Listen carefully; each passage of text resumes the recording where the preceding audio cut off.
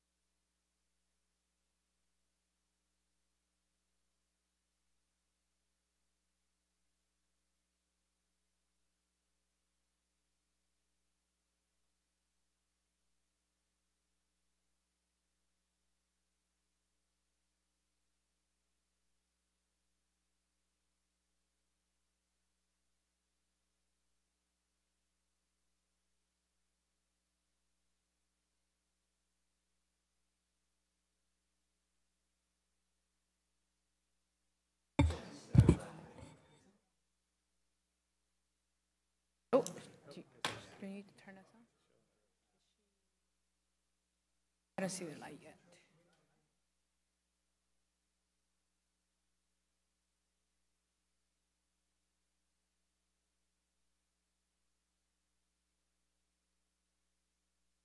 Okay, June 3rd, Monday. This is the June 3rd meeting of the Architectural Advisory Committee. We ask everyone to silence your cell phones. Planning Director, if we can have roll call. Certainly, Madam Chair. Member Dosey? Member Jakeway? Member Lockyer? Present. Member McCoy? Present. Member Rotman? Present. Vice Chair Cassidy? Present. And Chair Song. Present. Madam Chair, we have a quorum. Thank you. Has the staff report been posted? Has the agenda been posted according to the agenda? Madam Chair, in terms of the reporting on the posting of the agenda was posted on Thursday, May 31st. This meeting has been noticed in accordance with state law. Thank you very much. Does the committee have any revisions to the agenda for today?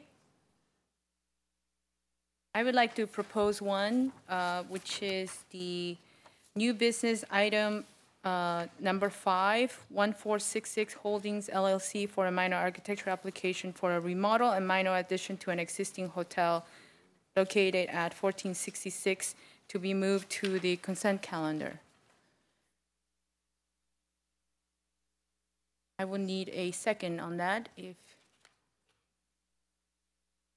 Member John? I will second that. Okay, thank you. All those in favor? Aye. Aye. Okay. Okay. So with that, we have moved item number 5 to the consent calendar. So you may consider items number 1, approval of the minutes, and item number 5 together on the consent calendar by one vote. Thank you.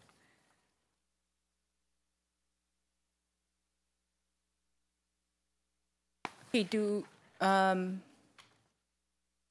so, I'm sorry, did we take a vote? We did, right? Okay, all right. Since this is a public meeting, audience members are permitted to comment on any issue that's within the committee's purview. Comments on an item that's appearing on today's agenda are made at the time the item is being presented. Anybody here for an item, for a discussion of an item that's not on today's agenda? Okay. Since there's not, we will proceed to last week's meeting minutes. Any revisions to the minutes by the committee?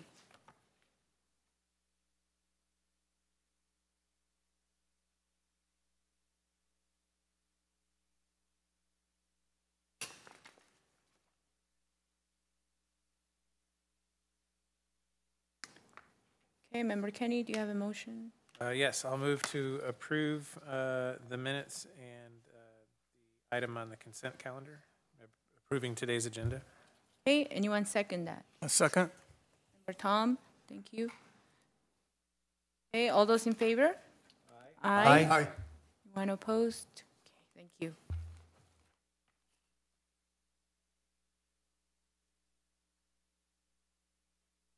Okay, so I'm here to repeat that the application for remodel and minor addition for an existing hotel located on Palm Canyon has been moved to consent and approved.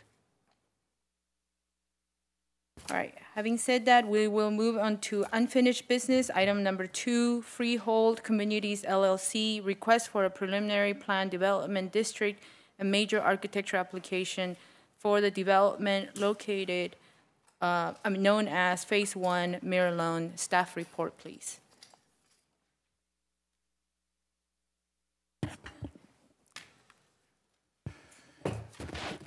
Good afternoon, Madam Chair and members of the AAC. Please forgive me if I sound a little weird or funny. It's because I'm not feeling very well, but I'm here.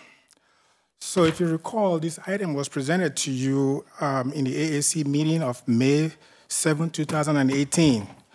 And also, if you recall, this is a preliminary plan development district application. And we went through the process of PDD review and approval process at that meeting. However, at that meeting, you had some comments and you had some concerns, and you gave directions to the applicant to go back and make some revisions based on those comments that you provided, and ask the applicant to bring this item before you today. So if you look at the memo that has been prepared, on the very first page, there is an excerpt from the minutes and from the comments and directions that you gave. There were about 9 of them, and following the meeting at the AAC on May 7, staff also met with the applicant and his landscape designers and architects. We met with the team to go through those comments again and reemphasize the directions that you gave and ask the applicant to make those revisions.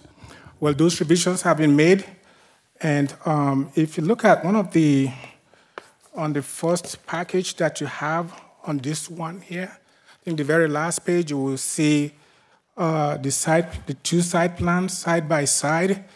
So on the one on the left is the previous site plan, and the second one is the one with the revisions based on the direction that you gave. I just want, before I call the applicant for a presentation, I want to go back to what we talked about the last time. Number one, this is a preliminary plan development district application. So what you see today is a concept of the proposed development. It is going to be located in a site that has an overall development of 1,150 residential units. This component of it is only the multi-family development.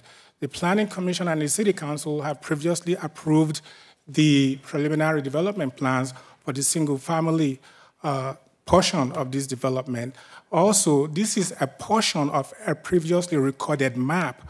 So, but in spite of all of that, the applicant was able to make some revisions based on the directions given by the AAC at the May 7 meeting. Chief amongst us is that, number one, they've addressed the concern that was raised by staff and reemphasized by the AAC. They've included trash enclosures in the development. Also, you talked about the rigidity of the paseo. They've made some changes to address your concerns. They've also made some changes to the placement of the 1- and the 2-story buildings to address the privacy concerns talked about by the AAC on May 7th. They've also added to the south of this development, they've added an open space with additional seating to that section. And they've also moved the placement of the buildings next to the grove to create some more, shall I say, more interest in that area. So overall, they've made all these changes. So our staff's recommendation today is that to recommend approval of this preliminary plan development district to the Planning Commission. It will come back again as a final PDD to you, and that will be consistent with what the code says. So that will conclude my presentation. The applicant is here with his team to make a presentation to the AAC. If there are any questions regarding this review process, staff will be available to answer those questions. Thank you. Thank you, Edward. Question for staff? No questions for staff.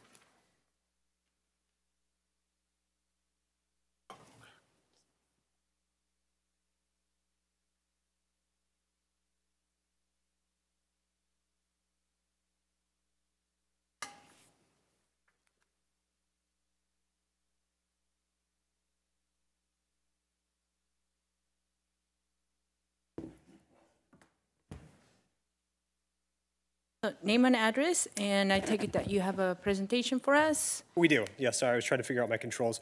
Name is Bradley Shuckhart with Freehold Communities, 11870 Pierce Street, Riverside, California. I represent Freehold Communities, the development entity that represents ownership of Miralon. And I want to be cognizant of the committee's time here. We talked about this project in fairly great detail about a month ago, and I did want to focus back in on the slide that Edward showed earlier. So I'm going to jump directly to that and talk about these prospective changes.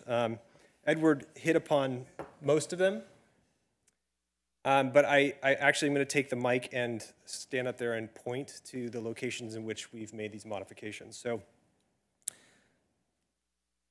is this working? Okay.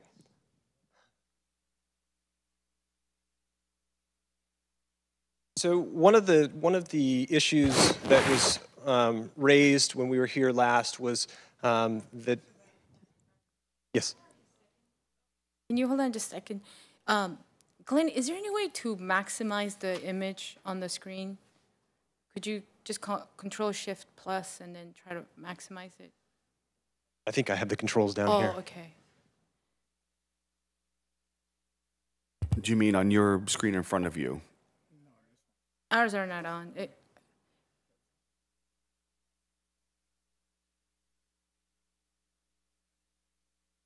So Bradley, if you just click on yeah, but then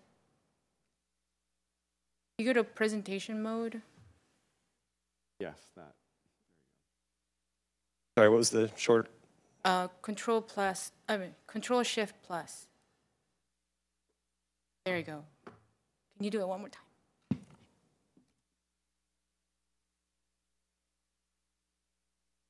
Okay. That's a handy trick. I didn't know that. Okay, so one of the first issues that was addressed in this latest iteration was the notion that there was too much linearity. The units all sort of aligned on a grid system, and it was suggested that we look at ways we can create some additional visual interest by modifying the locations of certain buildings. Now, as Edward suggested, we are constrained by the fact that this is a legal lot, so there isn't a ton of wiggle room in here, but at locations where we could encroach further east or west, depending on which side of the project we were on, we did move units. So these side yard setbacks, as they were, increased from anywhere between, they didn't increase, they went from 10 feet to anywhere between 15 and 21 feet. 21? Okay, thank you. So at these locations, primarily on the upper left-hand side, upper right-hand side, which are northwest, northeast, and then again in the southwest and southeast and the very south, we've moved the buildings around a little bit, set them off so that there isn't a vertical plane of buildings along that edge. We have also looked at the Paseo itself.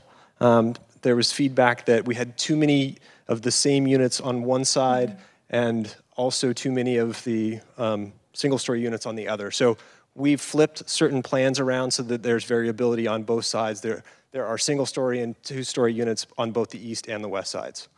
Similarly, if you recall, on the image we can no longer see, there was a single line, a row of palms along the entire west side and shade trees along the east side. We have since relooked at the Paseo and we've flipped the landscape scheme so that it breaks up that monotony, if you will. The walkway itself has been changed. We did look at ways that we could create some bins, if you will, in the greenbelt, but quite frankly, the site is too tight and the inefficiencies were impactful. But in order to increase some of the usefulness of the open space, we did move two previously two-story units, sorry, two-story and a one-story, at this location here that abuts the park at the south of the Greenbelt terminus. And those units have been shifted down to where it shows number 5 here. Those are now two-story paired units. That what it does is really create some more functional open space. And in that open space, we have added another shade structure with a seating element. We've added downlights to each of the shade structures because one of the comments that we heard earlier too was that we need some more site lighting. We are cognizant of the dark sky ordinance, so we are, we're not we're not going to uplight, we're not going to overlight, but we did hear the committee and we've included that. Likewise, we've created a lighting program for the houses themselves. Really, it's just a front door light and some down lights in the at the garages for safety reasons. Again, taking into consideration the city's dark sky ordinance. As Edward suggested, we understand the issue present that private trash receptacles can create. So we have created room for 2 public trash enclosures at locations here and here. So conveniently located at each entrance. So weekend residents can come and drop their trash when they depart. They're not going to have to worry about their trash bins sitting out all week.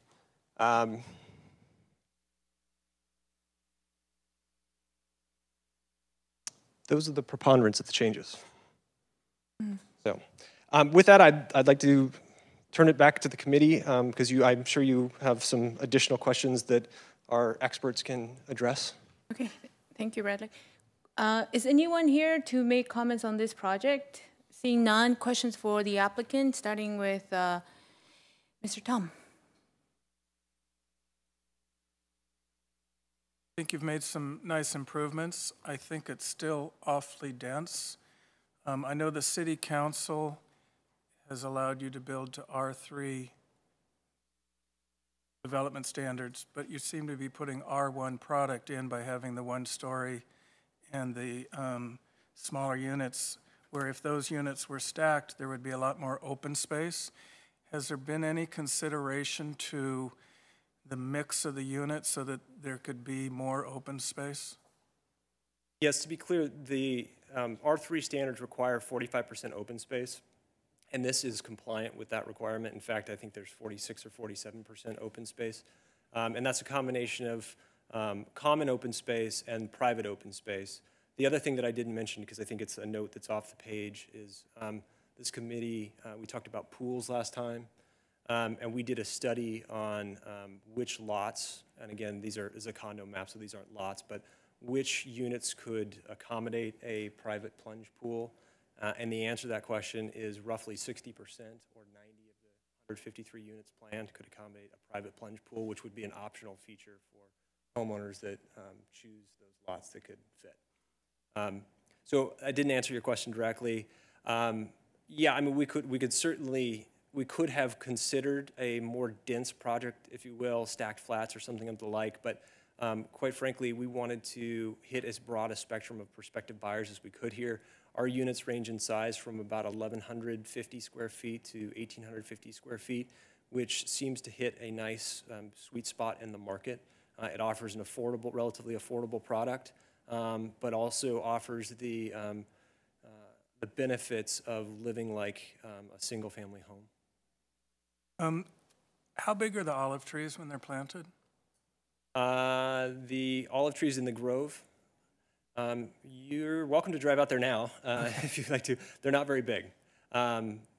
Frankly, there are too many of them to, we are planting mature olives at the entries and along our main entry sequence. So the idea is to give the impression of old growth, but the area that we're covering is too vast, so we're planting them as saplings. The good news is the irrigation is largely installed at this point, and most of the trees are in the ground. And we are told by our experts that growth will happen quickly, given the climatic conditions out here. Apparently, olives really thrive in the heat as long as you water them appropriately. Thank you. Hey, other Tom, any questions for the applicant? I think my comments would be towards the landscape. Is it appropriate at this time? Yes. I guess I would ask the question, you know, along the main walkway or paseo, there's the areas of turf panels. And while they look very nice, I'm just wondering if a year from now or two, we're going to be looking at a conversion of those turf areas to more water-efficient ground covers. And I'm just trying to understand the reason for the turf in there versus a water-efficient ground cover or more desert planting. I think it was an aesthetic. I think what we would advocate is keeping the turf at the southern terminus at a minimum because it acts as an informal dog park, I would imagine. Certainly leashed dog park, but I can see residents wanting to use that space for that sort of thing. As far as the green space in the what I often refer to as the green belt. Nikki, stop me if I'm speaking out of school here. But I think we would consider a less water-intense use to the extent that there's significant turf in there. Yeah, I think it's a great idea to have maybe the common or larger turf areas, but and particularly with the conditions out at that site and the wind, I think you're going to be struggling to maintain the turf after a year or so with blow sand coming in and other elements. And so there's some really nice ground covers that could give you the green look, but could probably be more sustainable. The reason to propose those, I guess, turf panels within the Paseo is to have a balance between the desertscape and the turf panel. It may seem a little bit small on the screen, but the average size of those turf panels is from 15 foot wide to approximately 40 foot long. And the idea is to have a balance of the open space movement between the palm trees and the shade trees, desertscape, and the turf. Yeah. And we did consider about the water calculation. I think the average of the turf being used in this area is about 25%. So I think we do meet that requirement. Could you state your name and address? I'm Nikki Wu with C2, the landscape architect for Miralon project. Okay, but I think more importantly, the question is if, because Tom knows the area, well, Tom knows the Coachella Valley very well. So if you drive in that area, Bradley, you've seen it, where there's like stack of sand and then the grass is right above. It almost looks like a cake, you know, where the grass is growing. So in here, Tom is suggesting that would you be open to consider other materials that create that kind of green carpet look instead of the, you know, grass, because there's going to be sand moving also because you have the tree groves, you know, adjacent to it.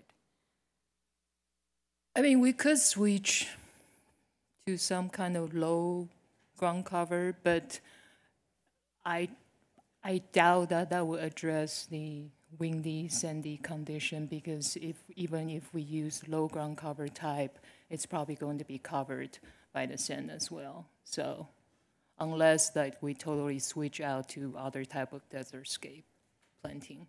I think, you know, with the overspray of the irrigation and now with the trees being placed in those turf areas, it may become a maintenance issue as time goes on.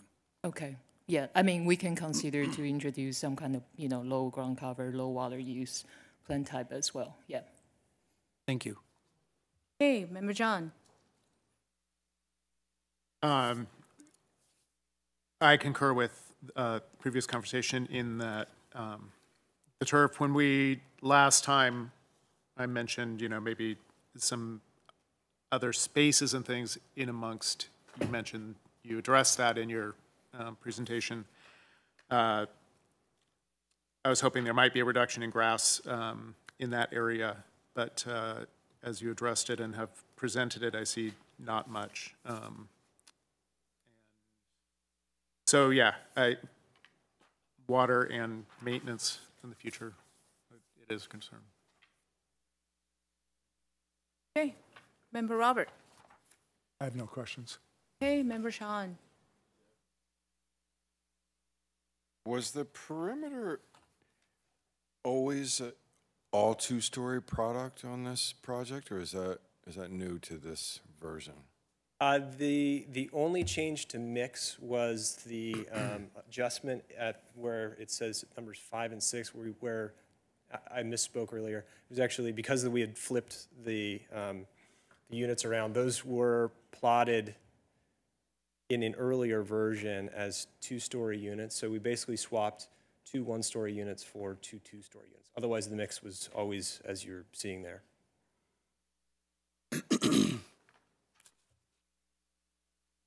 So just to be clear, the entire west side of the project and the entire east side of the project is all 2 stories, both those units? Oh, no. Sorry, that's an incorrect statement. I think I misunderstood you. No, as it stands now, it used to be the case that along the western edge of the greenbelt, it was all single-story units. And along the eastern edge was all 2-story units. Now that has been modified such that there are both single and 2-story units on the east side as well as the west. So whenever you see 2 units paired, those units are single-story, and the standalone structures are 2-story. So, but that's all I see on this plan, unless am I looking at something that I shouldn't be looking at? Okay, I'm talking about the perimeter.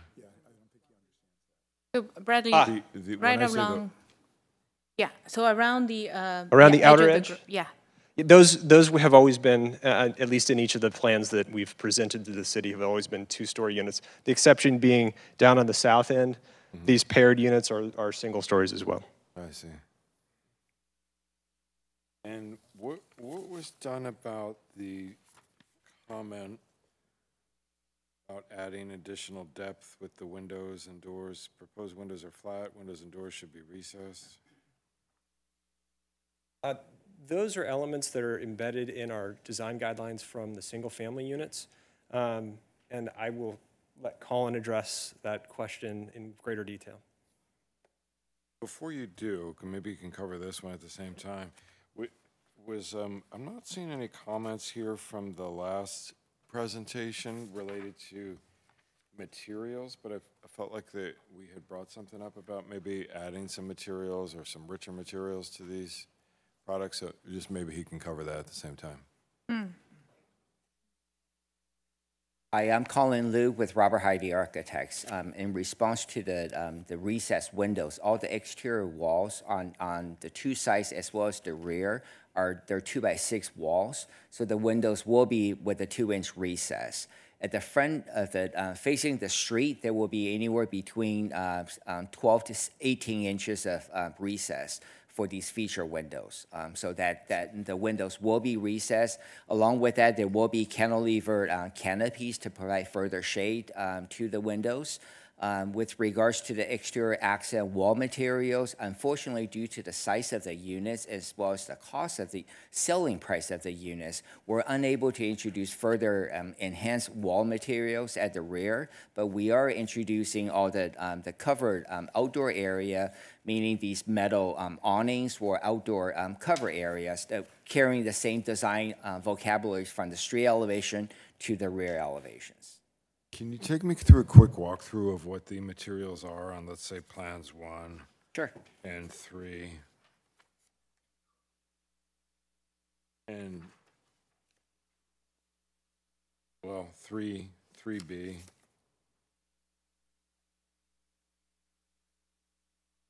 Did that? No, she put it up.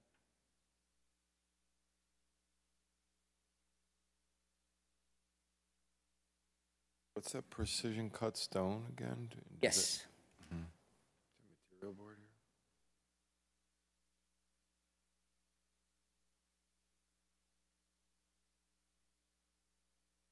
So John, which should I- sorry, elevation would you Colin. like to see? Could I specifically ask for Plan 1C? Sure. And is there no material board here for this precision cut stone and whatever else you're going to present?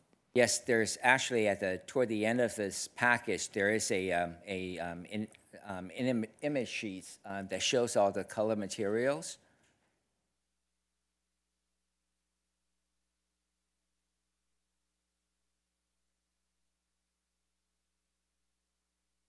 So this is the 2X, the C elevation for Plan 1 and 2.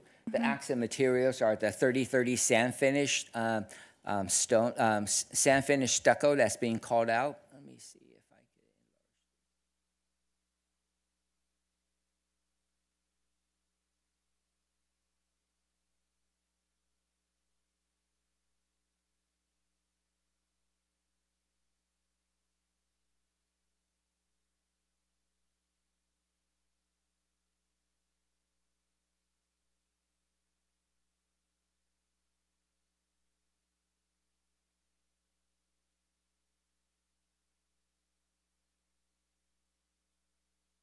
It is it's the C elevation uses 30/30 sand finish stucco as accent material. That will happen at the front toward the street.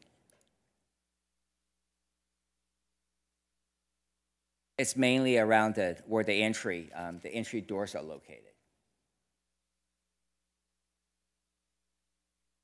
And this is on Plan 2? Plan 1 and Plan 2, yes. Where you're pointing something out other than stucco? No, this is a 30/30 sand, it's a smoother finish stucco, yes. It's all stucco, that Yes, plan? it is all stucco. The difference is the texture. And you wanted to see 1C, Maria? Yeah, so piggyback on Sean's comment, so your accent plaster finish of the sand 30/30, which is a very sort of sand look, but it's a clean, modern look. And then the remaining base is your heavy dash finish, which is more sort of old school.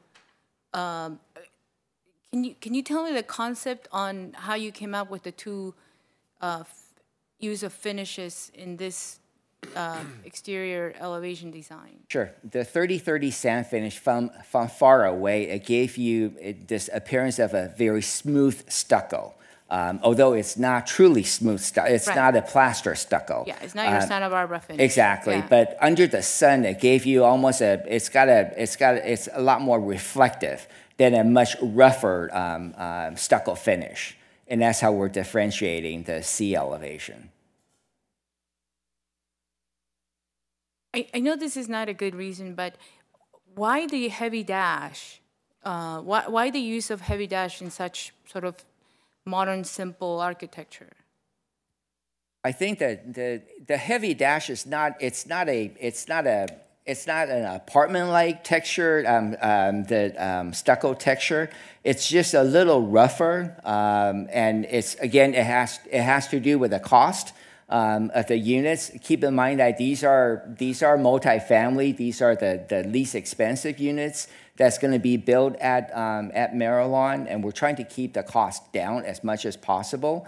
And I know that there isn't a guest builder on board, so these are really a conceptual design elevations. Once the builder is actually involved in this project, then these accent materials might change.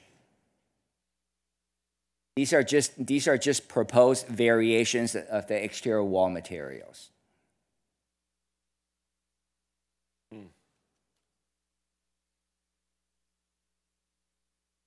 So, Sean, along with that, let's continue to the eyebrow roof overhang over the entry door or the side doors. Those are sort of sheet metal. Yes, those are metal overhangs, yes.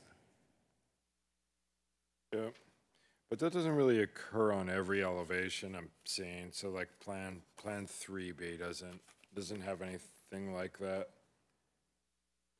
At least not on the where it says right elevation.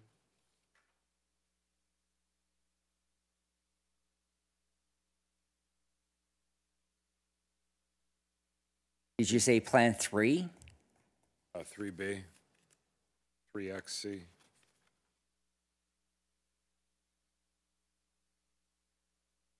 Or 3XB and 3B.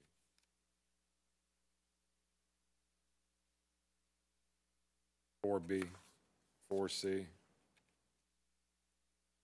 4XB. Trying to, I guess where I'm going with this is I'm just trying to, initially I was asking if these are stucco, just pretty simple stucco buildings, and I think the answer is yes. And it's got some minimal alternate materials being proposed, some cement panels, fiber C, I think you said. Yes. Yeah. And I also,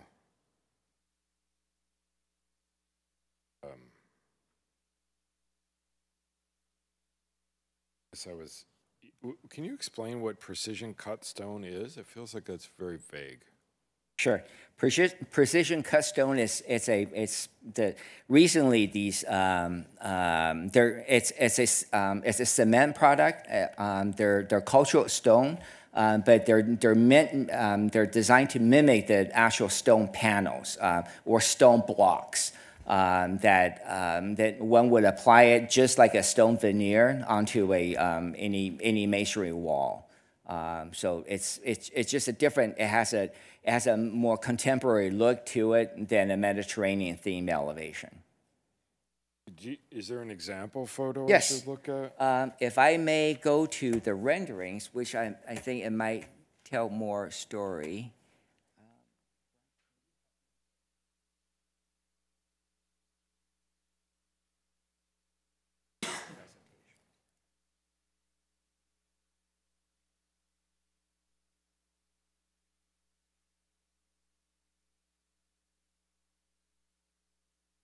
Okay, great.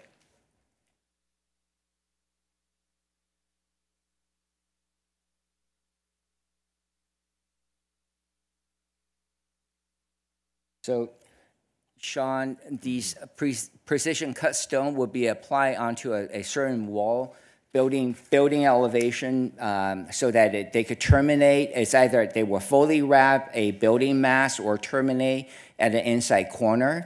And they're really meant to be to feel like they are just stone blocks, made out of stone blocks. And that's what this is trying to represent.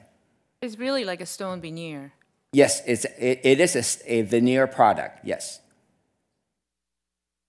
That's the best photo example you have there? I think that there might be.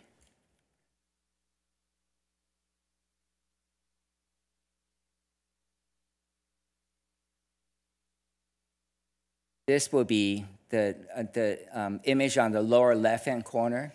That might be the probably one of the better representation.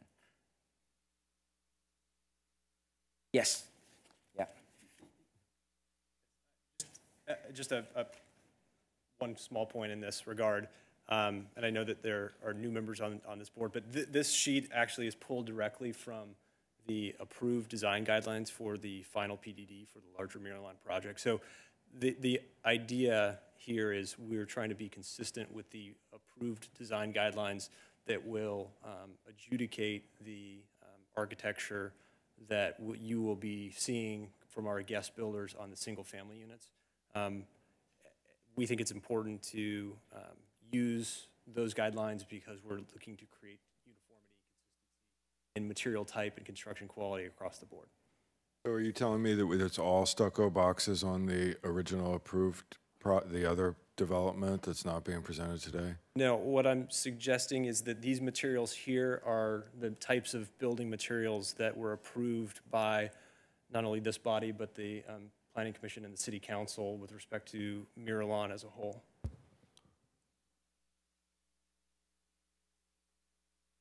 Staff saying that I should pipe down on the review of materials here? No, my nodding my head was that these are the approved materials as part of the plan development for the entire project. You all as the Architectural Advisory Committee are looking at the composition of those materials, how they fit together with the architecture of the individual buildings, and are they consistent with the materials that are approved for the overall PD? Yep. So I guess then in my response to Flynn and you is I'm feeling like this is falling a little short and like a bit too much stucco for me. I may have been on this committee when the other project was approved, but I have a horrible memory and I don't remember how much stucco or alternate materials were approved for that project. So I'm going by what I see here today, and so I think that's where the line of questioning is going. Anyway, I'm gonna forfeit. Member Kenny. Can you, picking up on Member Sean's noticing that the structures in the outer perimeter adjacent to the Grove are all two-story. I didn't catch that last time either. So my question is, can you talk for a moment about what was the thinking in making that decision? Because to me, it feels like it might seem a little fishbowl-like from the inside of the complex looking back out. So I'm sure you must have thought that through. Sure, absolutely.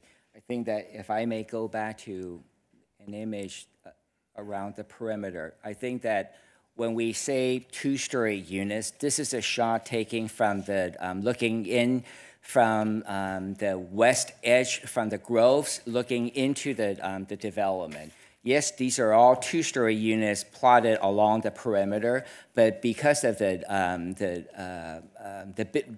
way that the plans are designed, it's partial. The second-story building massing is really over partial where the garage is located. Because the downstairs, the master, they're really designed to be a single-story living with a master bedroom and a den office on the first floor and a very lightly loaded, a loft and a secondary bedroom suite on the second floor. So that, yes, it is a two-story unit, but the way it's designed, it is a partial single-story, partial two-story. Okay, thanks. That's very helpful. That's all I had. Okay, thank you. So, Colin, back on the site plan design, let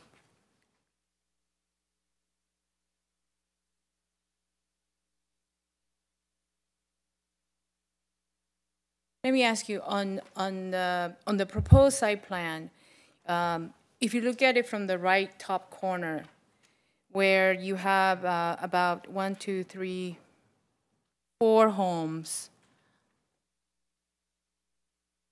to the right, yeah. That area. So I want to ask you the question of where the driveway that is being shared goes up and down. No, I'm sorry, the other drive. Yeah, that driveway there.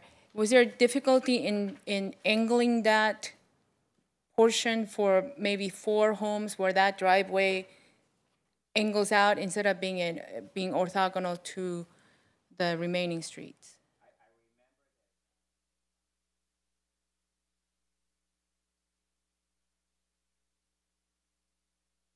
Button on the.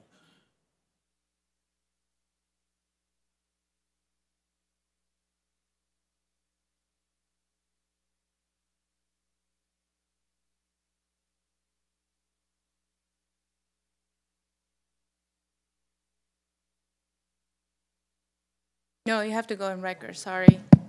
There you go. Great, thank you. I think that, yes, we try to introduce shape to the street. However, because of, if we do kink the street over to the right slightly, we could do so about 10 feet or so. But giving the traffic coming in, because this is a T intersection, one needs to make a left turn as well as a right turn. That having a kink there rather than a 90-degree poses a lot more issues than what we could try to resolve. So what we try to do is the street stays 90 degrees. The street stays where it is, but we move the buildings back. So as you can see, can you see from this comparison here? Oh, yeah, no. Yeah. I see the improvements that you made both on that side, on the left side as well. Yes.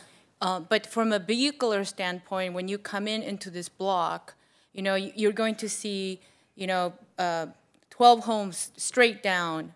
And if I had a sport car, I would just gas on. So I wanted to have your homes be placed in such a way that just like you created more setback on the side, that the road does the same thing, so that there's a bit of, architects like to use mystery or, transition, coming into this sort of dog park that you have created now in the short end. And I thought, I understand not able to do that on the entire length of that driveway, but yes, perhaps on the last 5 homes, you could kink both sides to create that, not only on the location of the homes, but then the curvilinear shape of the driveway. Okay, I think that we could certainly study that comment some more. Okay, the second thing is that there are certain elevations here on your exterior package that I think the additional control joints are not necessary.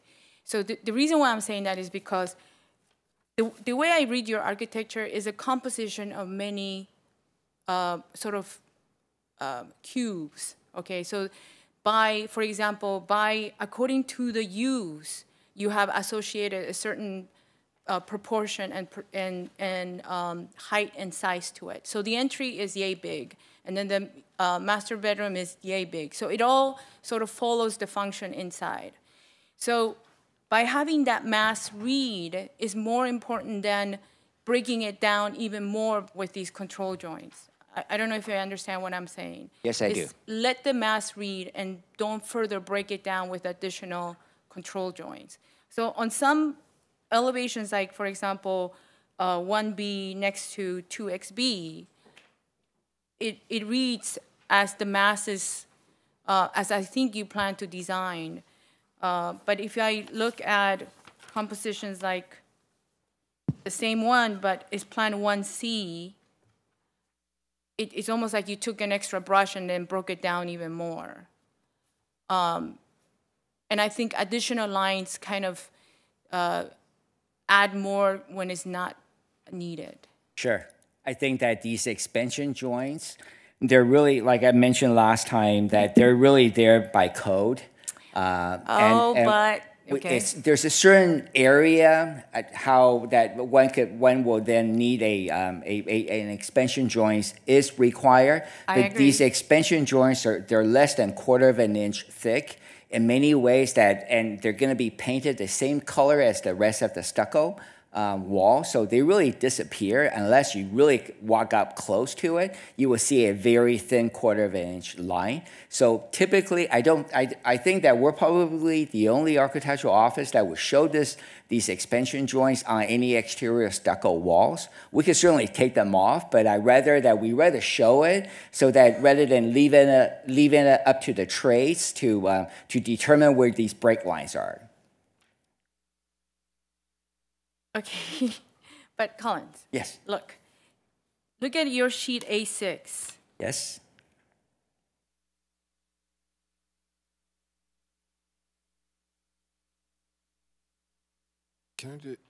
Isn't this a schematic building set though? And there's no specification for the size of these expansion joints. We don't know if they're 1/4 inch or 1.25 inches.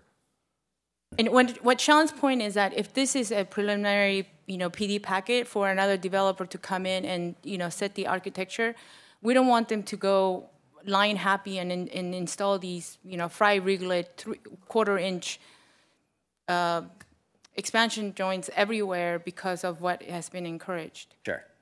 Okay. So if you look at A6 plan, in the front elevations with 2 units next to, that's plan 2XB next to plan 1B. Okay, see that elevation? Yes. You have exactly the same elevation on another design where you add at least 2 more lines to that garage. Mm-hmm. And that garage, if you do a square footage of where it's required by practice and code, it's not 100. I mean, I don't have to tell you that. You know Sure. what I mean. Yeah, trying to minimize these expansion joints is what the comment is, right? Yes. Sure. Yes. Okay. Okay. Okay. So the other question I wanted to ask you is, where you have this back on the site, where you have this cross walkway that's transverse rather than longitudinal, and you have special paving along that. Is there also is the driveway running up and down? Does that have a traffic calming device of any kind?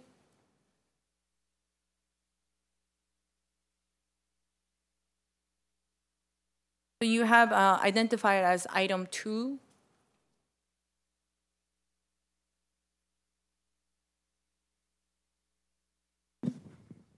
So along the 2.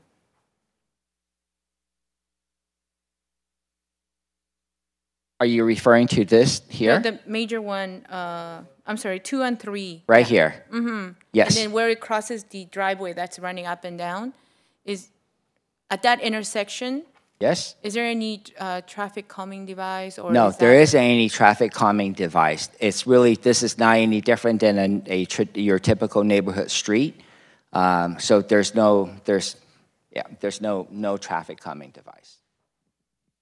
So that special pavement that runs east-west, it's for pedestrians. So whenever people are walking on it, you associate them with pavers. Wherever there's a car intersecting it, there's asphalt. Is that how No, you're showing it? actually, I think that we introduced this enhanced paving in these motor courts here because it's kind of, this is slightly wider. I believe it's 6 to 8 feet wider than your typical street motor courts here. Okay. So that we're providing, this becomes a more primary access point to the trails on the east and the west end. Okay. So we further enhanced the motor courts there with enhanced pavements. Okay, so at the intersection where the traffic driveway occurs, were there thought that that will also be pavers? I believe those are pavers. Yes. Okay, graphically is not. Graphically it doesn't show it that way.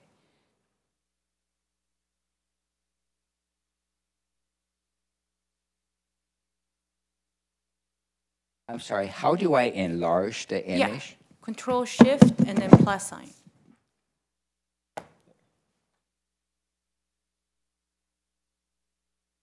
You have to put the mouse right at the area.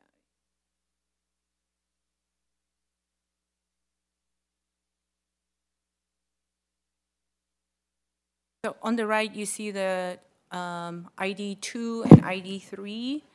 And then on the left, you see 1.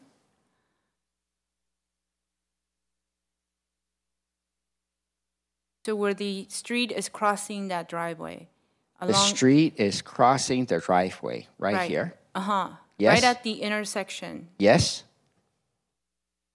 At the four-way intersection. No, there are no paving here along this street here. Okay. It only happens from this point out to here and same here. Okay. And I would like to repeat that you would also like for that special motor court be where people cross from one trail to the other? Or was that a misunderstanding? That was a misunderstanding on my end. There are sidewalks along the the right side of this loop street here, as well as sidewalks here. Okay. So the intent is that for the residents here to walk up the Paseo, come across and cross the street and be able to access the trails on either end, on the east side and the west side. Okay. Okay, very good. Okay, thank you very much, and we'll discuss here with the committee members. Okay, I would like to start with Sean. Comments to discuss?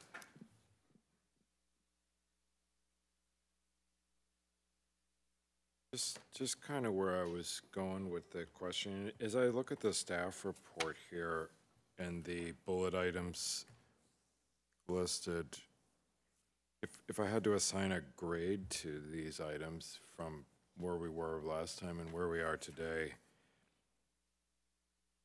I was kind of doing on my own here. I'm seeing that it's not the best strides. I'll give you, for instance, the trash enclosures, it says add at least 2 trash enclosures or make other type of trash collection arrangement.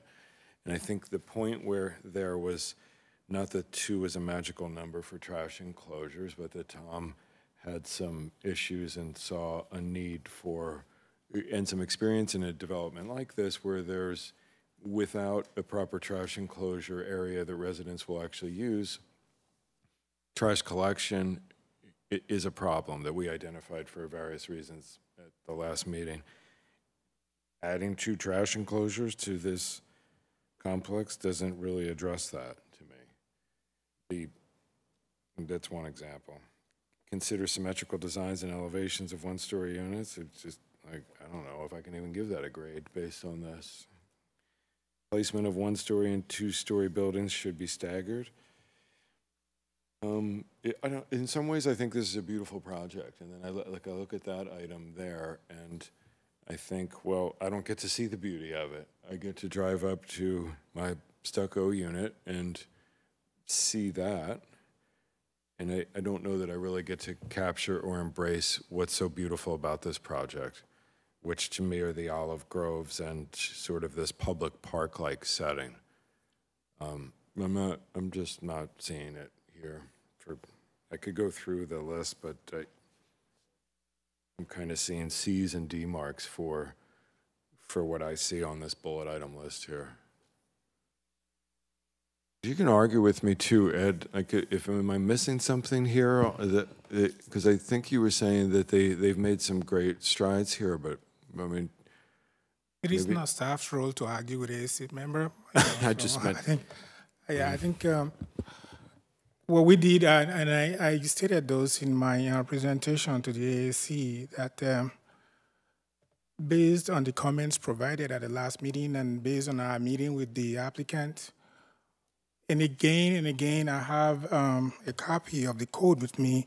This is a preliminary plan development district. So there are some details that you will not find in the preliminary plan development application, such as this one, even though they went to the extent of giving you elevations and sections of those plans. Those are normally required when the final plan development districts are provided. And at that time, there will be a table of comparisons of what the original approval from the time that the Miralon project was approved by the council. And you will see those adopted development standards and designs.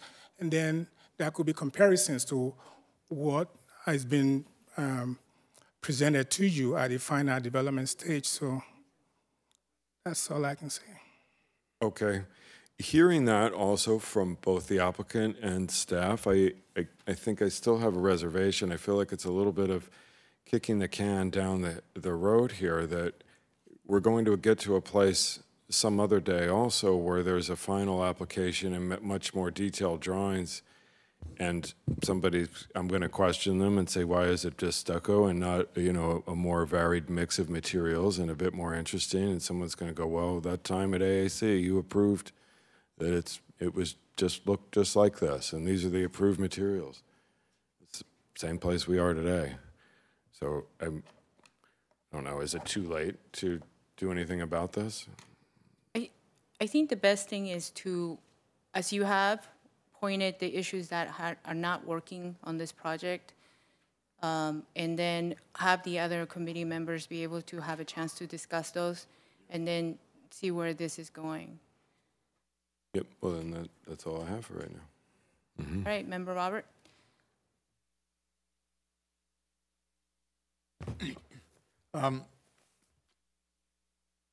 In some ways, I agree with Sean. I think there's some definite improvements from the time it was submitted before. I wasn't here for that, so I'm kind of coming new to the project. I do like some of the staggering that happened with the units, but to Maria's point earlier, I think if there's a way to curve or create a little more interest in the loop road, it would help tremendously. The experience of driving down this and just seeing row after row after row of houses is not great. And in terms of the materials that Sean's raising, I also would agree that it would be nice to see a little more variety, a little less busyness, and I'm not 100% clear on how all of the color schemes and the colors work together. And maybe that's something for a future date. But the colors are here, but it's not really clear how they're applied throughout the project. So. Hey, Member John. I concur with some of the remarks made about where we stand. I don't want to see this handed off and then get value engineered down from where we are. Okay, can I could I make an announcement here? There is zoning rules, and there is an application, and there's the applicant that have been bringing along this project to us, okay?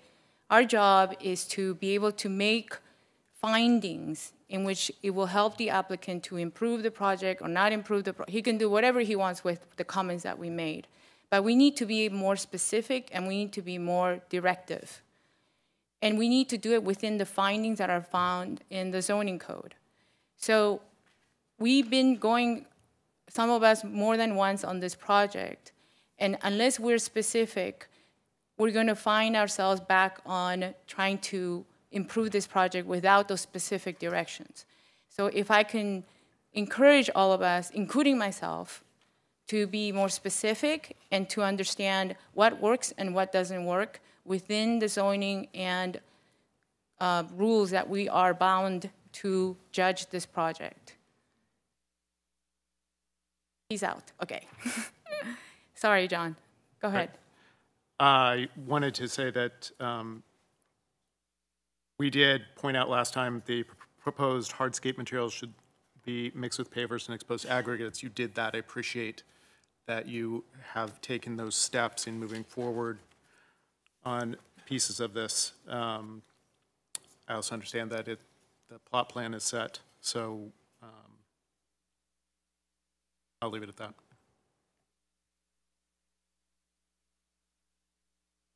Member Tom. Okay, I'm going to try to be pretty specific then. Thank you. But first, I want to compliment the applicant and the design team on this beautiful package that you've submitted. You know, it's very complete and concise, and the graphics, it's very well done. So thank you for that. In terms of my comments, one would be for, sometimes we've introduced traffic calming devices along these roadways. I see that the road is a 32-foot width. If there's any leeway in that, I would recommend one option of carrying the pavers across the street, maybe in 3 or 4. There looks like there's some really good opportunity areas rather than just at the driveway approaches, but to carry them actually all the way across the street as one option. The second option, if there's the width available within the street, to create some type of elongated median island that could have some planting in it, even if it's only 4 feet wide. I think it would help break up the linearity of the street. And I noticed there's some traffic calming around the curves or radiuses down at the park area, so maybe this is possible. I would like to see the turf along the central walkway limited to maybe 3 larger locations, wherever the landscape architect feels it would be an important area. And other than that, those are my comments. Okay, thank you, Tom. Thank you. Member Tom. I think I'm struggling with the same concept that Sean is, in that we're looking at a schematic proposal that we're going to approve, but a different person's going to build it. As an example, somebody questioned the 2-story units all along the perimeters, but then when we got the presentation, we can see that those two-story units are partial 1-story, partial 2-story. I think we should make it a requirement that they're not a complete 2-story, that where they have a 2-story unit, it's broken into massing so that it's not a solid building. And I still feel that everything is just too linear, both horizontally and vertically. Maybe 50% of the units should be turned 90 degrees, so at least they aren't all in the exact same soldier sort of march along the road.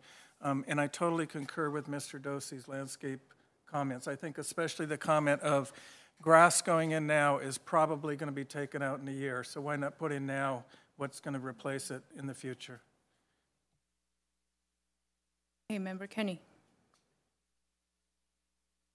I'll first echo the compliments shared about the thoroughness of the presentation. I think all too often we get presentations that don't provide as much information, and I think we all really appreciate that, so thank you for that. I also appreciate the improvements that have been made. Several of those I know were simply because we said this would be a good idea. And a lot of those are here, so thank you for that. I like the idea. I'll echo the sentiment of the pavers crossing the street. I'm not a big fan of traffic bumps, but I think something like that will illustrate for people driving down the road that this is maybe something else is happening here. You need to slow down a little bit. And it'll be a little more architectural than a traffic bump. I had, to pick up on the idea of rotating the houses, I've been looking, and I think we're all trying to figure out a suggestion that would be one that you could execute, given the constraints that you have here, on how to break up the linearity, the row effect that's happening here. And I had suggested last time we were here the idea of turning them not 90 degrees, but some of them at, I guess it would be 45 degrees. And I was looking at the outer perimeter at that point in time, trying to add some engagement with the groves that are adjacent to it, because I think that's some of the beauty and the magic of this setting is being right next to those groves. And my head was trying to open the development up to the groves as much as possible. So in whatever way you might be able to break it up with that concept, I don't know, maybe you end up having to lose too many units when you do that, and it's just not practical. I'm not sure. But I'm also trying to find ways to break up the grid. Overall, I think it's got, there's a lot of potential here, and I can understand the constraints, and I'm trying to offer suggestions that you can execute, and that's all I've got.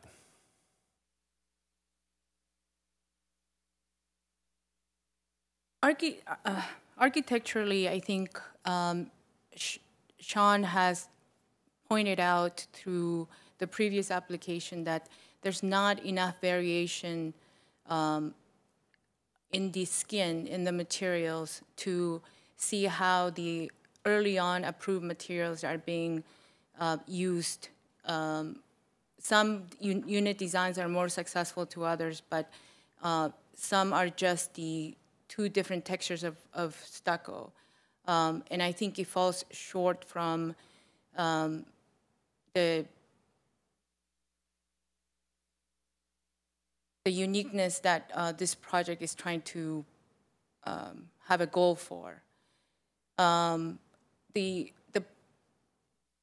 think the biggest challenge is that you have 150 units, and how do you make each of those units special? So how do you distribute those units so that they have a uniqueness? And the issue is that they don't have a uniqueness because the site has a very repetitive quality of it. So that's what we're, I think, all struggling with. And I know I said, let's be exact, and I'm not really being exact. To the point where we're looking at the site design,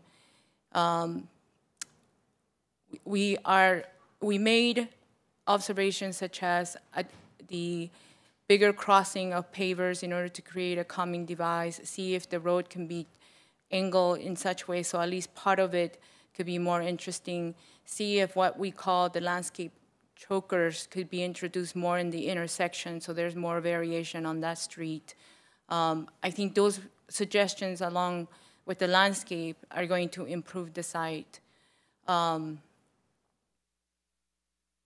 Architecturally, I think it's an issue because it's really hard to be able to see how the next builder or how the next architect is going to use these plans. And so when those plans are brought back, if we don't make important comments at this point, the same designs are going to be brought back.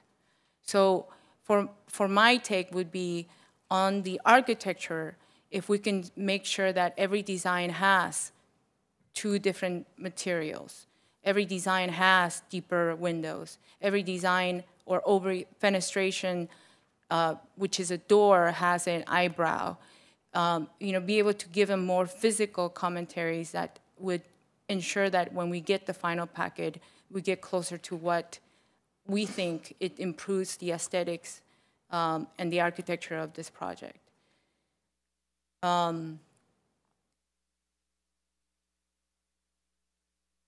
So, having said those things, I'd like to see if there are more concrete recommendations that we could come up with the architecture, or have a motion be made by somebody of where they would like to take this project.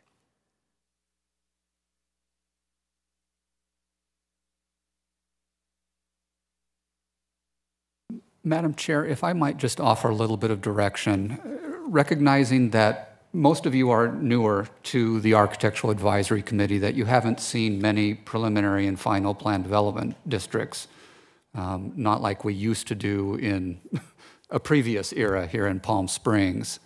The comments that your chair has made are very appropriate, that a preliminary is supposed to be schematic. It's supposed to be initial. You're looking at the configuration of the site plan. You're looking at the general layout of the architecture and the units. That really the refinement comes at the final plan development district stage when you're reviewing that application. Member Lockyer, you brought out a good point that if we don't comment on it now, then we're going to be stuck with it at the final PD. And so you both made very appropriate comments in terms of this process.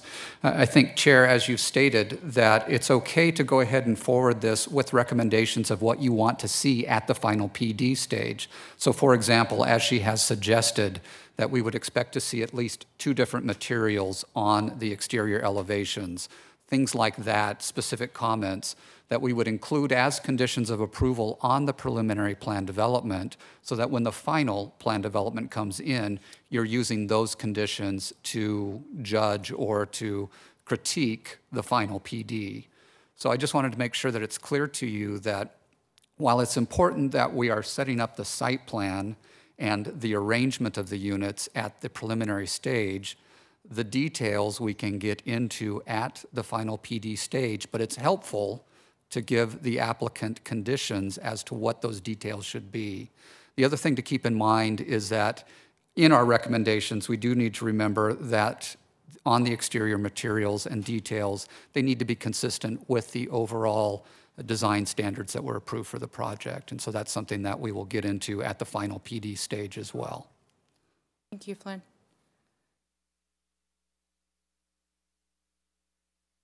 In the list of items that I added, I would like to also add the treatment of the buildings on the outer perimeter, that they are not 2-story units on the full footprint, but they're only 2 stories where the bedrooms are located.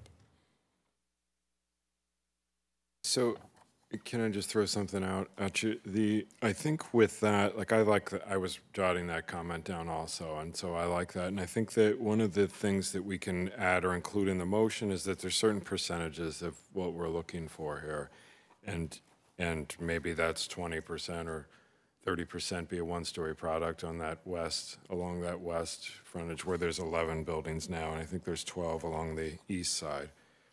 And I would say so. Clear on that, maybe we're saying a certain percentage minimum needs to be a 1-story product for the far east and west product.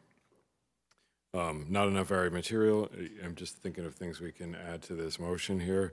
Two materials minimum, 1 being stucco, 2 being an alternate material, and there's a list to choose from, but it would include some of what they've presented now, and elaborate on that with wood, concrete panels, stone, masonry, steel. But Sean, let me clarify. The buildings that are currently placed on the outer perimeter, the inside that footprint, the 2-story portion, it's only the bedroom. Yeah, but if you look at like the product, there were floor plan 3 and 4, it's like 100% of the second story. 100% coverage of the first story is the second story. So that was going to be a further suggestion of mine, that a certain percentage of the second story footprint be limited.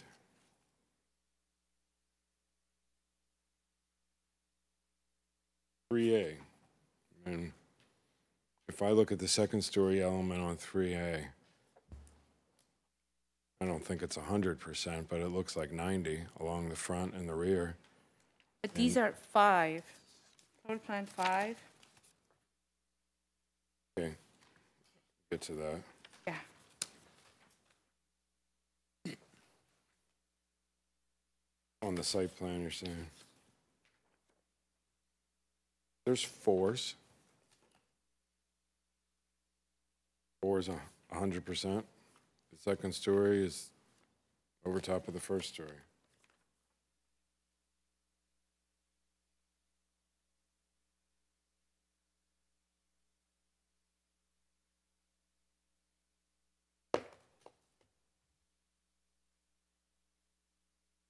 Okay, so just to be more specific, the floor plan number 5, type 5, is what is located at the outer fence line next to the groves.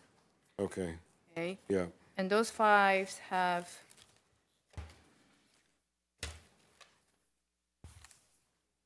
sort of the middle portion above the garage be the 2-story. Yeah, sorry, I was looking at the ones adjacent to the perimeter too. Sort of, I was looking at the 2-unit block there. May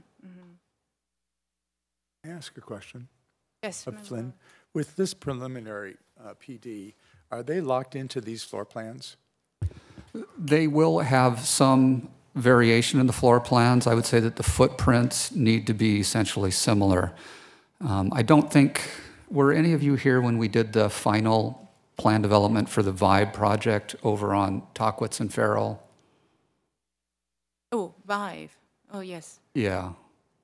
I it was think just Maria and Kenny, you may have been, maybe only you two.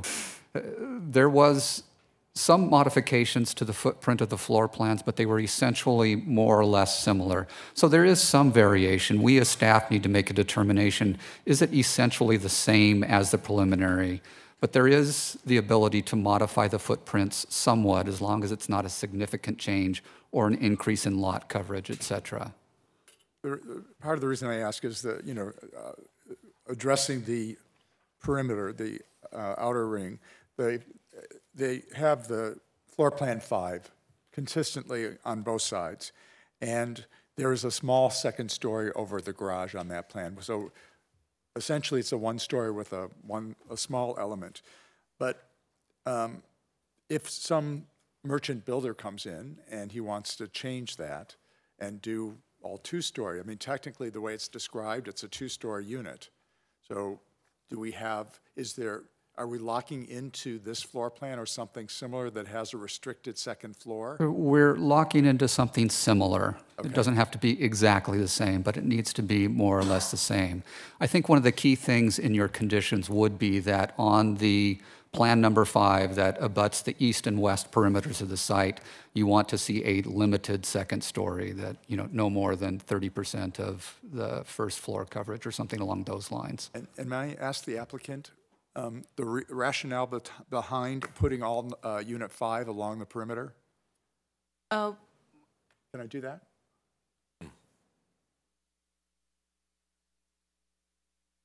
Go ahead, Colin. I'm sorry. Yes, there are 3 2-story unit plans. There's Plan 3, 4, and 5. Plans 3 and 4 are designed so that the front door is facing the street. Plan 5 is toward the back of the cluster, and it takes advantage of the exposure to the olive groves. So that's why that's the variation. Now the rationale to only place partial second floors for Plan 5 is so that from afar you do not see all 2-story units. I completely agree with the AAC that to have this mandate as a condition for the future development, for the future design of this product. Okay, thank you. Yes, Madam Member Chair, I have Tom. a question. If we could go back to the site plan, I know there's been some discussion about the U-shaped or horseshoe road. My question is to try to get some movement in that roadway. Is it possible, you know, in some instances we have 3 units, you know, together. Some instances we have 2 units together. But for instance, if we can zoom into the upper right-hand portion of the site plan.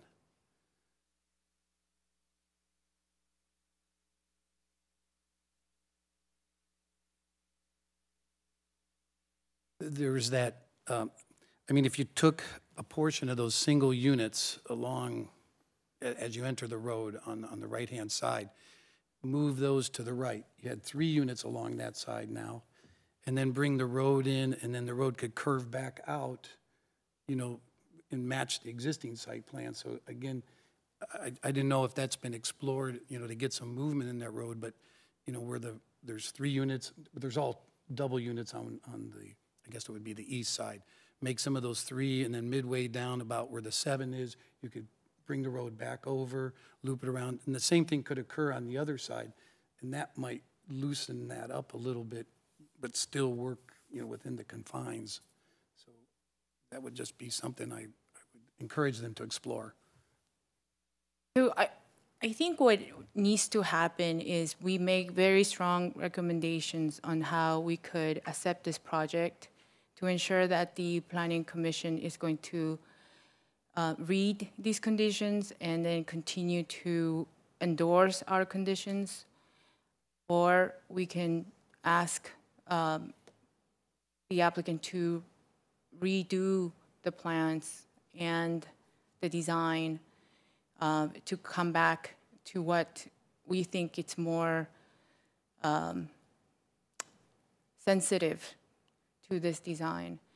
And I think all of us here, we've been on that side of the microphone, and we sympathize and we want this project to move forward, but we are not all going to agree.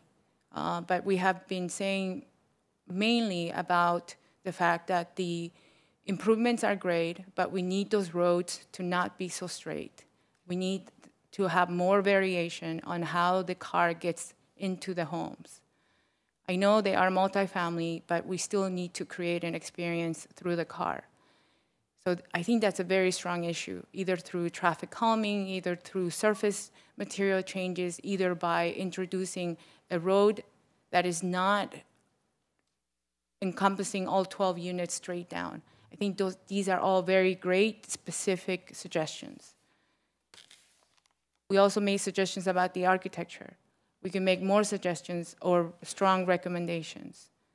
But those are the things that we have to be in record and then decide what we're going to do with those conditions.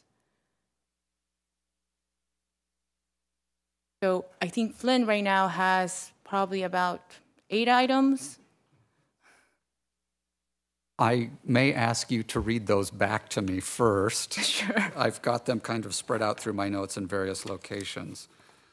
Let's go ahead and start with the roadway in terms of additional traffic calming, and want to see more variation in terms of, so it's not so linear, and then also using bulb outs, if you will, for traffic calming, and extending pavers across the street as another. But the, and along with that, a very strong recommendation that the road does not have to be the same, in the same location. So what Member Tom was trying to do is cluster different number of houses at different locations to create a different experience. Okay. So that is the road. Secondly, in terms of the units at the perimeter of the property, in your conditions, you would like to maintain that composition of the 1-story and 2-story as they propose it because of the limited amount of surface area on the 2nd floor. Yes. Throw a percentage out? percentage for? Limiting the second story? 35% max? How do you come to 35? Because One said 30, and I wanted to be a little more lenient. It looks like approximately 1/3, perhaps we just say. so what we're Similar to being what's- more specific and saying the second floor volume or massing should only be 1/3 along the perimeter edge. Okay. Yeah, or I like Kenny's comment, approximately 30. Okay. Yep, sorry. Approximately 1/3. The third issue was relative to the exterior materials, and that was that there at least be 2 exterior materials. Only one of which to be stucco. Okay. And then, Madam Chair, you made a number of comments relative to overhangs and recessed openings, and I don't think I got all of those. Eyebrows over doors.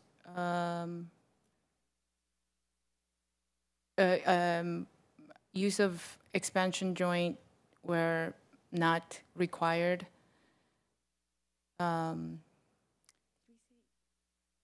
Keep recess windows? No.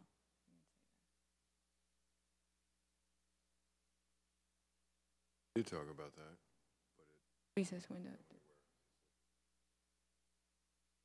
Mr. Lockyer, we can't hear you. Oh, I was asking if I made a comment about deep recess windows, and the applicant had said that they were being framed with 2x6, so that allows a 2-inch recess.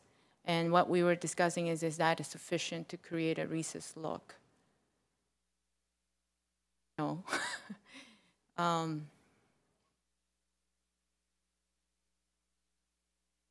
I think my opinion is that we can let go on that one. Member Tom, on recess windows?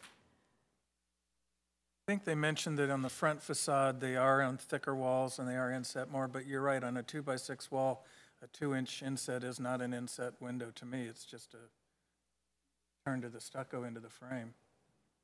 So our recommendation would be that there would be a recess look that's, you have to go to 2x8? 4 inches at least. 4 inches. Okay. Yes, Member Tom. Another comment on the siding is I look at these streets that go side to side. I count 11 garage doors that are all in a row. I would like to suggest that we require them to have no more than 4 garage doors on the same plane, and then the next sets of doors are set back or forth another 4 or 5 feet, so we don't just have a continuous straight facade all the way down those side streets. So increase front yard setback. Not front yard setback, I just want to do it so that the garage door, the buildings themselves have a setback from each other. And that's going to force the streets to now have little bumps and dips in them instead of being straight along. I think that's a very good suggestion. And would that variation be 0 to 4 feet?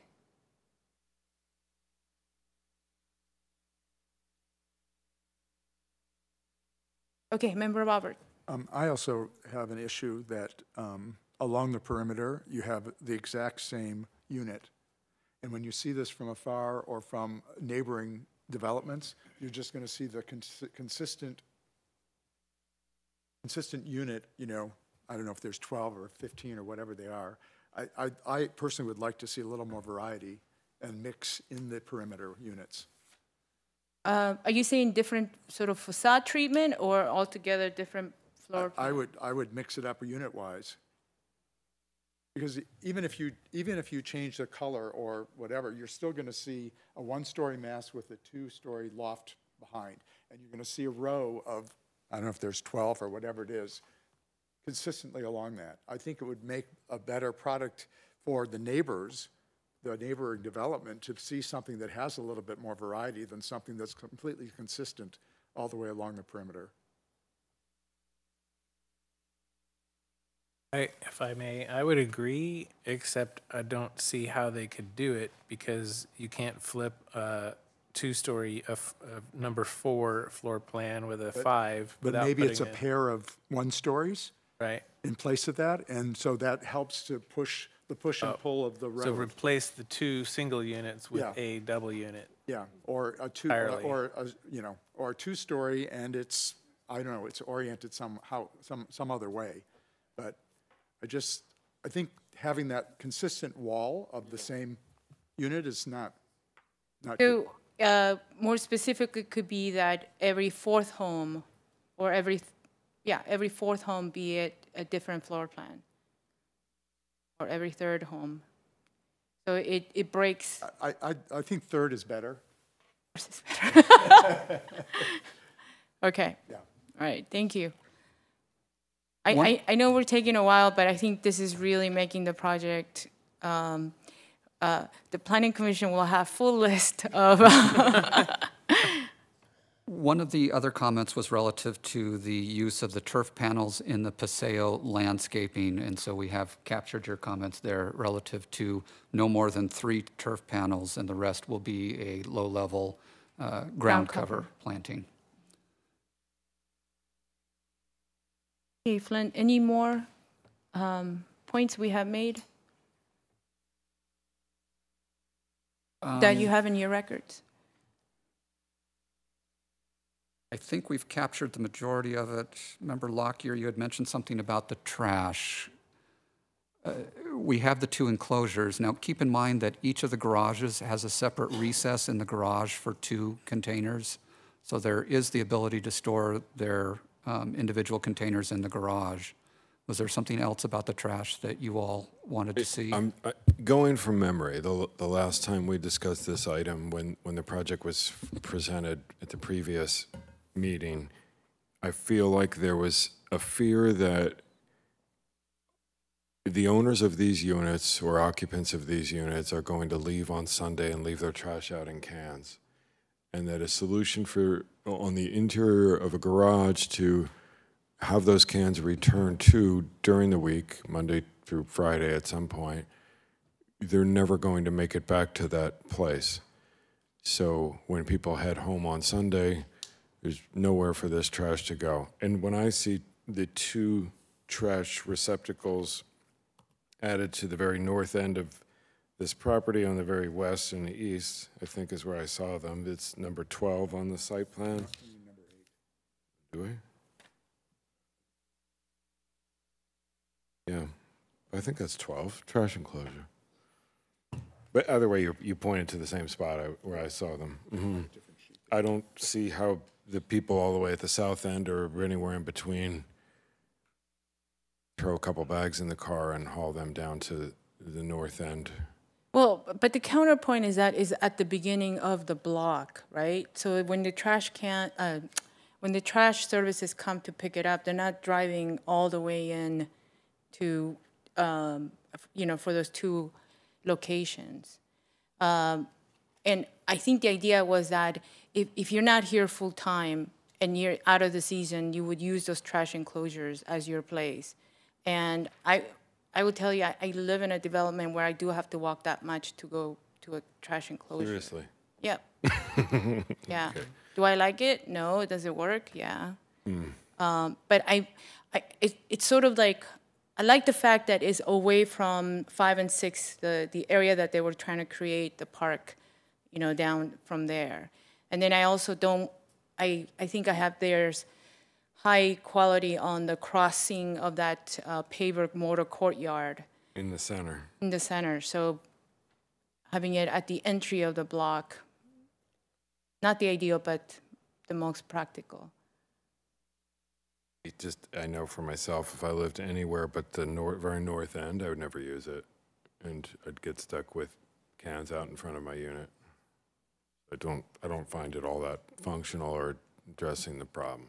The suggestion might be is to scatter those a little bit better throughout the development and have Planning Commission But if we consider have that. a consensus on that, if I'm the only one that feels that way, I'm okay with letting that one go. Okay, others weighing on that? Microphone. I would agree with Sean's lead on that. Okay, Others are nodding, so. Member Tom. Yeah, I think the concept is a big improvement, that there is a spot for people to leave them. The way they're situated now, you'd have to load it into your car on your way home and drop it off at the end, which conceptually might be the way people work.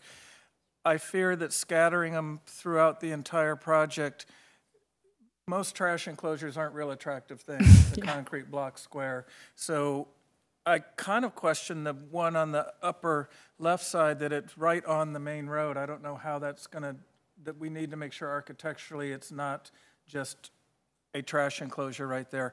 And also possibly where the trash enclosures are as cars approach, that there's a pullout where at least one car could stop and not be in the road and have a place to take the trash out of their car, throw it in the dumpster, and then move on.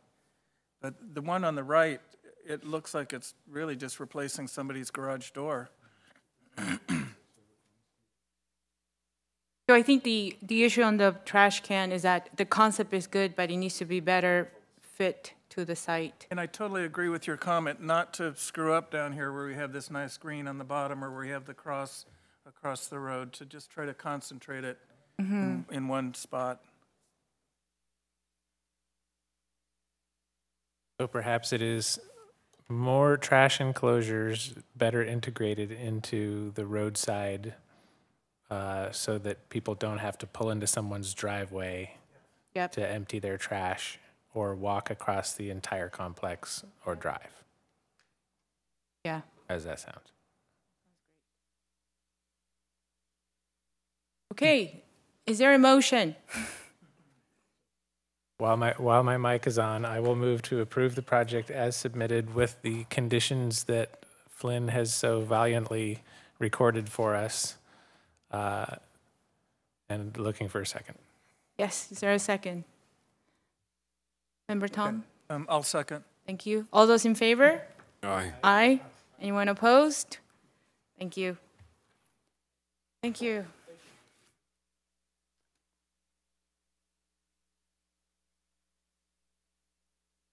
All right. Trust me.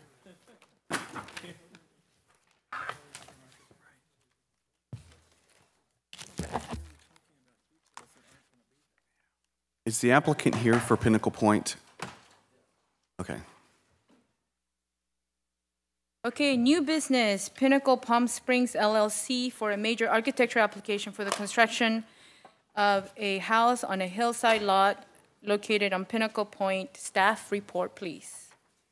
I will be recusing myself from this project. Okay, thank Madam you. Chair, I will also recuse myself From this project? from this project. Oh, proximity. Okay, thank you.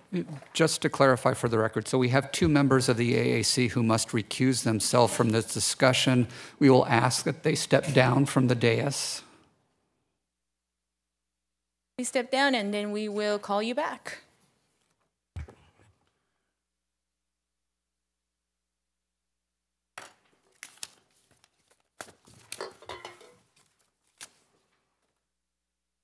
Madam Chair, you ready? Yes. Okay, sorry. So Sorry. this application is for a new hillside house for major architectural. Tom, here you can just click that.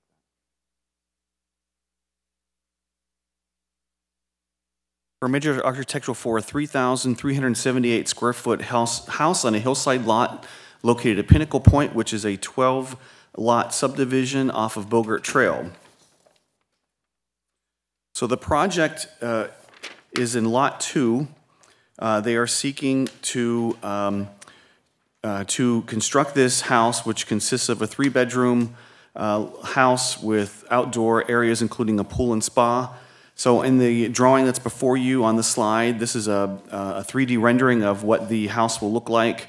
The application includes a setback reduction request for the house to be situated at 16 feet from the front street.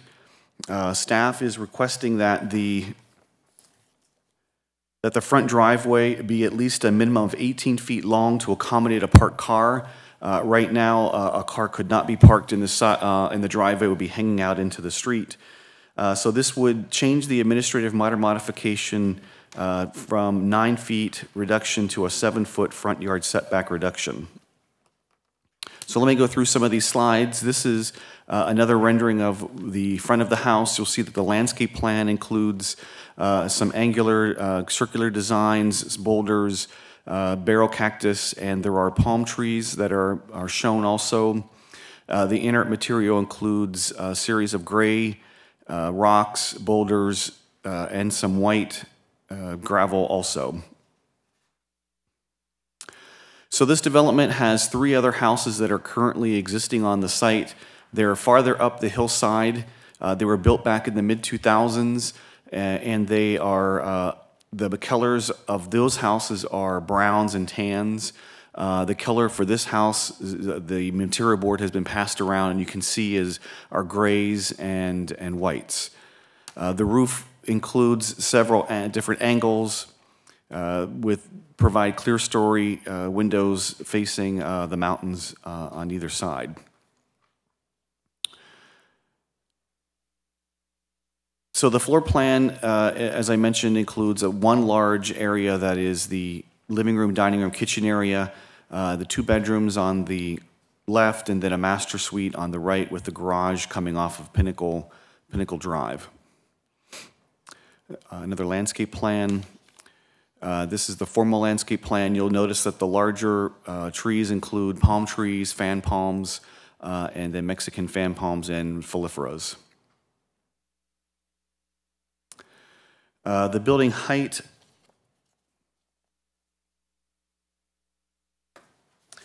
The height of the building is, the hillside ordinance allows an 18-foot high maximum height.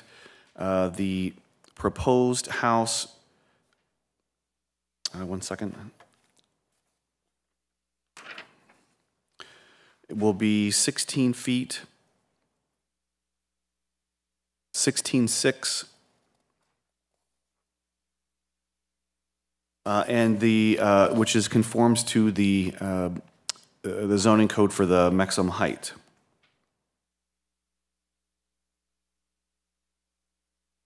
You'll see that's before you. There were some letters that were received from the neighbors. There is an HOA that does exist within Pinnacle Point. Obviously, there are 3 individual lot owners, and then the rest of the lots are owned by the property owner, the developer. There are CC&Rs that I have not seen, and the city does not enforce CC&Rs, but there are some regulations, I understand, some guidelines on building colors. As you know, the Planning Commission has approved houses that are white on the hillside. Staff's recommendation is to hear your comments and hear the neighbors' comments and see where we are with the proposed color of the house. Staff is aware of other properties that are coming in. We have another application for another hillside house in Pinnacle Point, and there are other ones that are in the works. So we want to be consistent with this is the first house that you'll see in this development, and you'll see more to come. So we want to make sure we're consistent from here on forward with setback requirements and colors. So that concludes my report. The applicant is here and he can answer any questions. Thank you, Glenn. Questions for Glenn? Yes, Member Robert. So this is a spec house, is that right? It's a custom house. It's a custom house, but it's Doug. not being built for a specific owner? The applicant can answer that question. I don't know who the owner or the buyer is. And then you mentioned about colors in the hillside. So you mentioned that white has been approved, but are there more defined range of colors that are specified in the code? Well, the zoning code doesn't specify colors. Okay. It has general, it's consistent or harmonious with the relationship of the development. And that's where you could say that a white house is not consistent with other houses that are in the development. Okay. And we do discourage white roofs on the hillside. Thank you. Okay, Member Tom. A question for staff. In a HOA like this where there is a requirement that their design board approve the project, do we have to wait till that design board has approved the project before we approve the project? It seems like if we approve something and then their design board is going to turn it down anyway, is the applicant then going to use that as a hammer on their design board saying AAC approved it? It's kind of a sticky wicket. I know when I do projects down Valley, I have to have my HOA approval in hand before I can take it to the planning. Right. The Palm Springs is a little bit different. We don't have a requirement that you meet the HOA standards. The project is here before you for review. You'll make a recommendation to the Planning Commission. You have a letter from the HOA saying that it's not consistent, but we don't enforce their CC&Rs, so it's what comes first, our review or their review. Thank you, Glenn. Okay, Member Kenny, do you have any questions? That one just made my head spin. So it's possible that we could approve and then the HOA does not approve and it changes and then it might have to come back to us? That's possible. Okay. So that's just a risk that the applicant takes. That's right, and the applicant, there's a letter, an email string that is included. I had presented to them about the colors, and that was their response, the architect response, so they don't want to change it. Okay. I had another question. I'm sorry, it just left my head. I can't remember now. Sorry. Okay, is the applicant here? Hey, your name and address, and do you have a presentation, or are you ready for our questions? Actually, I need to. Do you have a presentation? No, just answering questions. Okay. Is anyone here to comment on this project? Okay. Mr. Applicant, can you take a seat? We have a public comment. Okay. Name and address. John McCoy, address 1650 Avenida Sevilla. Mr. McCoy, I'll just stop just 1 minute. He is testifying as a private citizen and not as a member of the AAC. I just wanted to make sure that that's clear for the record. Yes, Continue. that's what I was about to Okay, sorry. Speaking as citizen, not part of AAC, I'm also the alternate rep for the Andreas Hills Neighborhood Association. The site that we're talking about, these are quarter-acre lots. Generally, South Palm Springs has third to half-acre lots. So as this project fills in, it's very tight. The mass on smaller lots will be of a much denser placement. People often look at these existing houses and think that there are 2 large houses up there. There are 3 because they are so tight. They read as a much larger mass. The colors blend with the hillside on the existing houses. White, there's one white house that is extremely prominent in another part of the little valley that we're in. That is on county land, so there is no restriction that the city can take on that. These can be seen from probably about 270 degrees of the neighborhood with the way that the road and land is sited. We look up to them, so white will definitely stand out. There was an understanding with the HOA that this development would not have things like ficus trees and white houses to keep a more cohesive look with the landscape.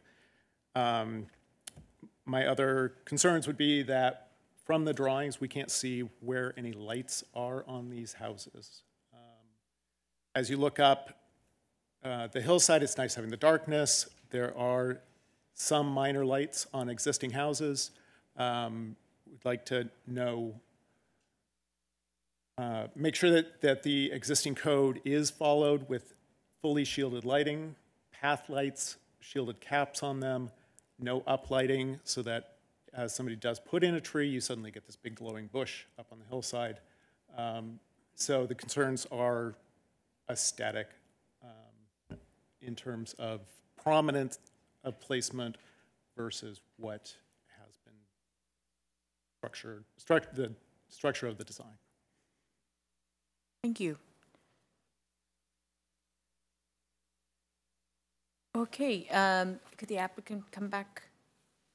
We have questions for you, and if you can state your name and address. Sure. Brian Foster, P.O. Box 1573, Rancho Mirage. Okay, questions for the applicant? I would like to get started with Member Tom. As I'm looking at the rendering and the elevations, it appears that all of the walls are plaster. Is that typical also of the underside of the overhangs and of the fascias? Yes, that's correct. And as I look at the site section, side-to-side slope section on sheet A5, it shows property line walls, but it doesn't show that anything's a retaining wall. But as I look at the grading plan, it seems like those might be retaining walls. Also, it appears in this section, you're showing me that the site is flat, but I believe there's about a 7-foot slope across the site. I think it would be beneficial for us to know exactly where are the pads on the houses on either side, and how are we reshaping this particular pad to create a flat house on a pitched lot? The lot does slope down from the line that you see there, but there is a retaining wall on that one side, which shows in the 3D image, but it will be graded flat. It appeared to me that in the rear, there's a 5-foot high vertical retaining wall. No. On your section, the street front to the right there, that's a 5-foot high retaining wall? That's to the left of the garage. No, I don't. I think at the very front there would be some boulders. If we look at the grading plan, I think there's a. Have the grading plan? That's where I first saw it. And then the question that kind of relates to that is, I don't see any indication of pool fencing. How are you going to satisfy the pool fencing requirements? Well, we hadn't planned on that because of the other homes. None of the homes have pool fencing.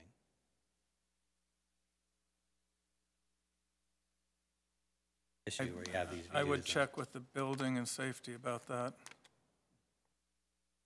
Madam Chair, is that microphone on? It's on. Brian, if you can get a little closer, I appreciate it. Okay, there we go. Okay. So on a highlight on what Member Tom was saying is that the pool fencing affects the aesthetics of the home, so that would need to be included as part of the design.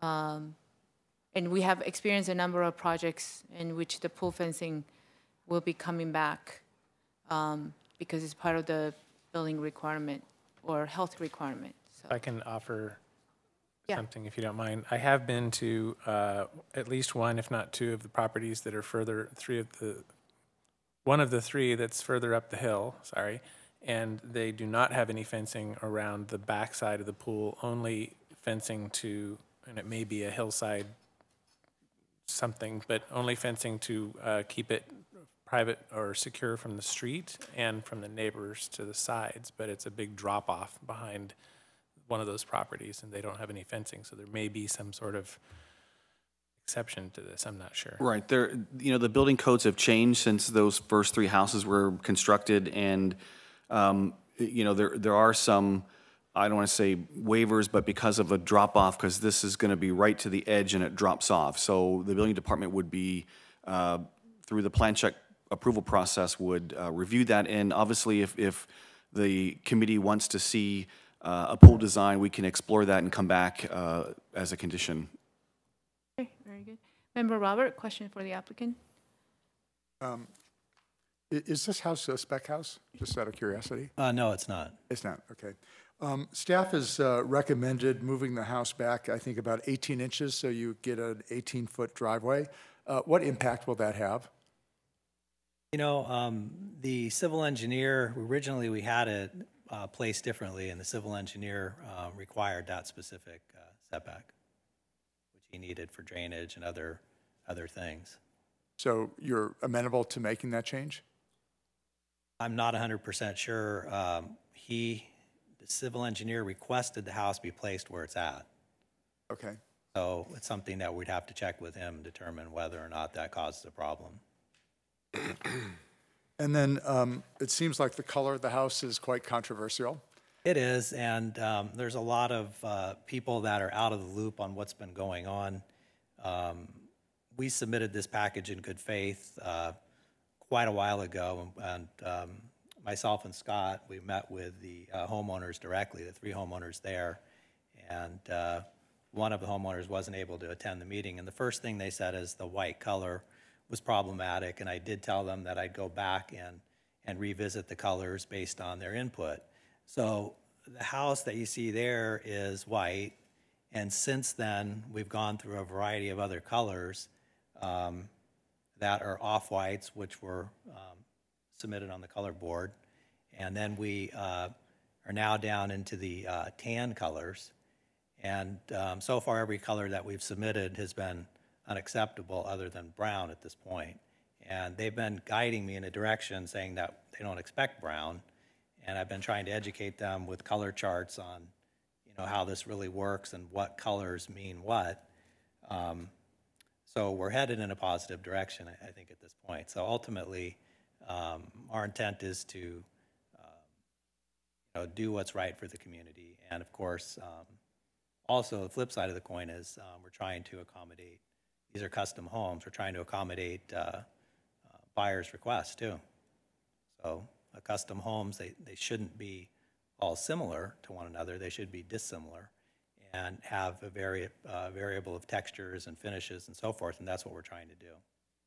Make the homes, you know, to make the homes architecturally significant at the same time.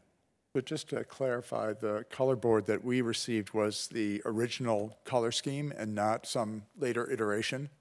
Does that say the DE color on the top is?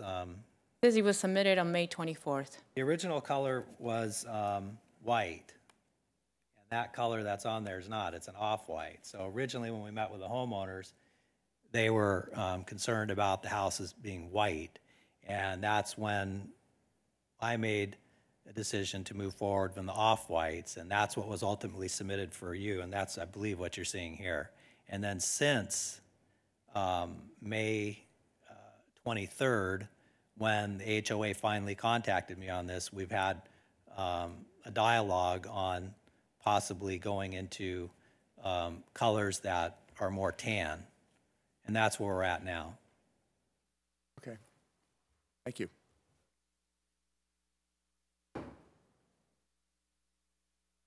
Okay, Member Sean.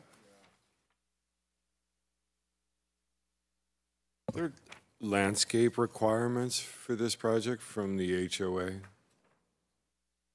Yes, we did submit a landscape plan, and the home this home has been submitted. The only issues that the HOA has, of course, is the the white color that was proposed there, and we're dealing with other colors, as I mentioned. And they're also concerned about the roof colors being light.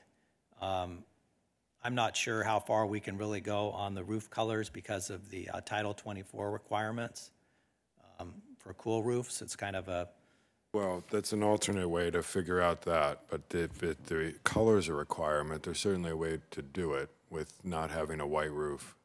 Yeah, and I think as long as we don't get into really dark color roofs, then I think we'll probably be okay. We're alternately working on a tan color membrane roof material at the moment. So. Let me just stick to the landscape question. It seems like the palm trees are not approved by the... Right. I was unaware that the palm trees were not approved, but there are palm trees in the community now, so we just assumed that it was okay. So in their landscape requirements, it just appears a little... The frontage of this house and the landscape appears to be just a little bit out of character with the other landscapes in the community, or am I misjudging that? It seems like they're a little more natural, and this is pretty rigid and geometric. Well, I think the material palette is consistent with the community. It may have a little bit more organization of planting, but again, Okay. that's a preference. Makes sense.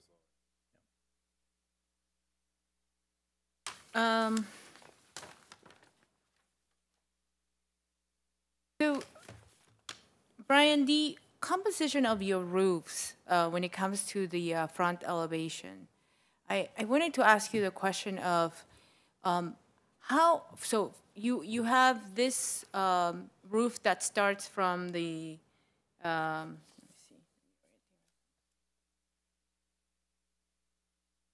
from the east side, and then it's high on the east side, and then it goes down on that white shed roof, and then you have another roof that is doing the opposite, correct? Yes. Okay. The one on the east side, why is that so short of a roof span before it hits the parapet in the back?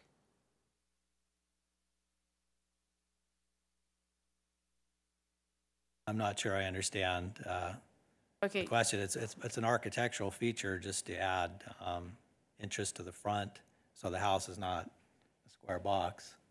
Exactly. Yeah. So I'm intrigued by these two shed planes that are intersecting with each other, and they're creating quite a bit of a slope. And then what happens is such a short span, and then you see this parapet in the back right away. There's not something like a larger span of that roof going farther deep so that the parapet in the back is not even seen. I don't think, I mean, in reality, driving up the street, when I look at this in model format, 3D, those overhangs are projected. It's just this perspective that you're looking at, but driving up the street, you don't see that parapet. It's really short. The overhang? Yeah. Well, it's tight on one end and it flares out at the opposite end. So, and it's, So I think the question I have is why not continue the roof material as a slope even further back and then not bring the parapet so close to the front?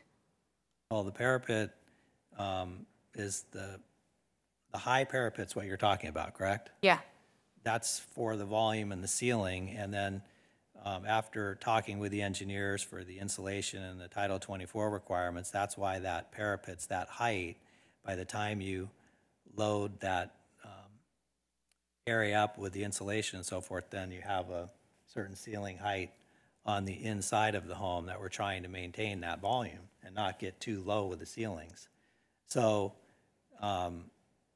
that's stacked directly above the main living area of the house. That's the highest point, that everything on the sides are much lower. So that's what you're seeing there. Oh, yeah. I mean, even if you look at this rendering here, do you see how the roof is very close to the shed, but the single slope, sorry, and then the white part shows it being flat instead of continuing with the slope that you could have had with your roof. I think what I'm asking the question is about, you have these dramatic two slope sheds coming in the front, but they're very short-lived because you have this imposing box in the back. And it's almost creating this tension in forms when in all reality you want to experience these two slope roofs. And that would go along with, you know, more of the landscape design that you're trying to create. It's almost like you have a commercial mass in the back trying to force itself to the front. Right, I understand what you're saying, but what you're envisioning is that roof were raked or sloped all the way through the structure. Not all the way. It could be maybe 16 feet.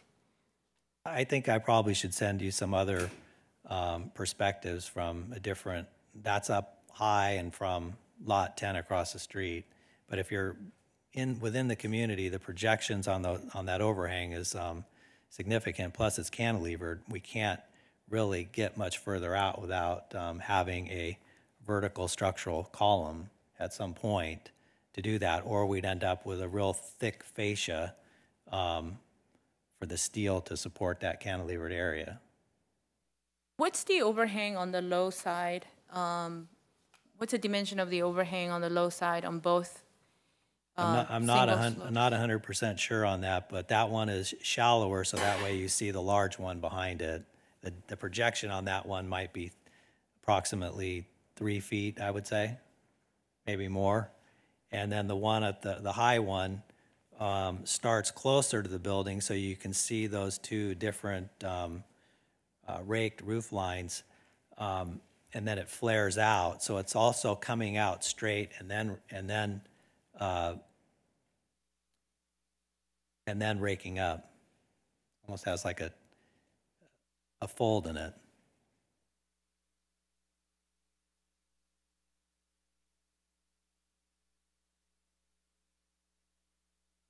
Is there an overhang on the left side of the larger roof? Is there an overhang on the left side right above the garage? There is no overhang, it's just the door is recessed into the opening. There's no overhang above the garage. Okay, and the volume behind the garage, is that after the garage? The parapet that you're introducing above the garage? The parapet behind the garage starts at the master bedroom suite. Actually, that's the closet, and then that continues all the way through to the back. That's what you're seeing there. And again, from the street level, you won't see that step up in the architecture.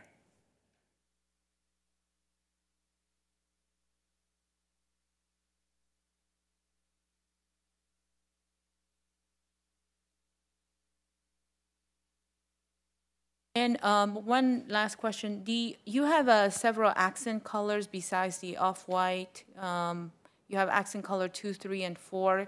Can you tell us where those accent colors are being applied? Yes, on the overhang, garage door, gates, and walls. Overhang? The front overhang.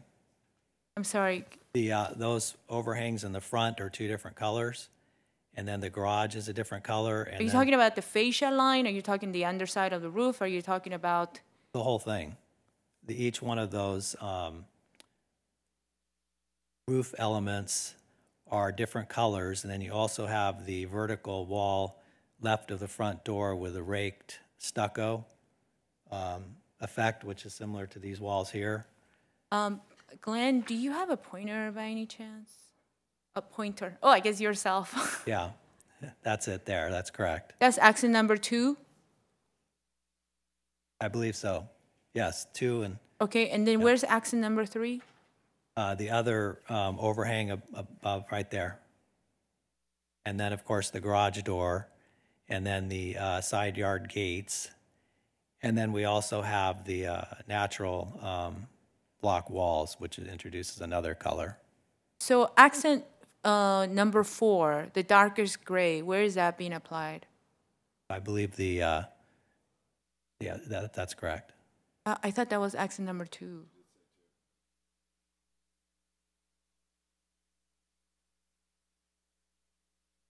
There's 4th.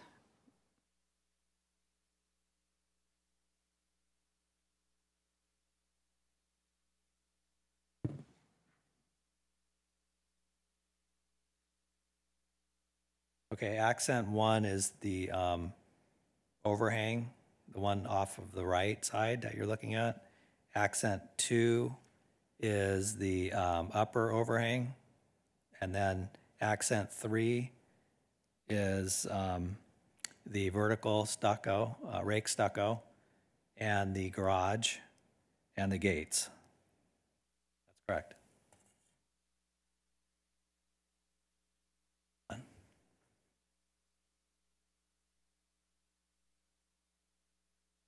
And there's no usage of, oh, okay, got it. So accent 3 is being used on the vertical surfaces. Yes.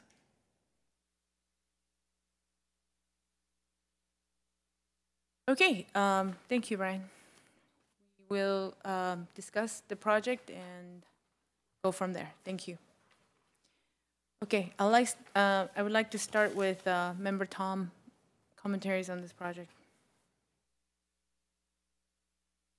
I'm struggling with the pitched elements on the front of the house. If you look at the floor plan and the roof plan, the house is really a series of boxes. Yep. And you especially see that with the garage. And I think sticking these little pitched overhangs on the front seems a little, I don't quite get it. And if it were to go through the house as a ceiling, I think it would be beautiful. But I think it just is a piece of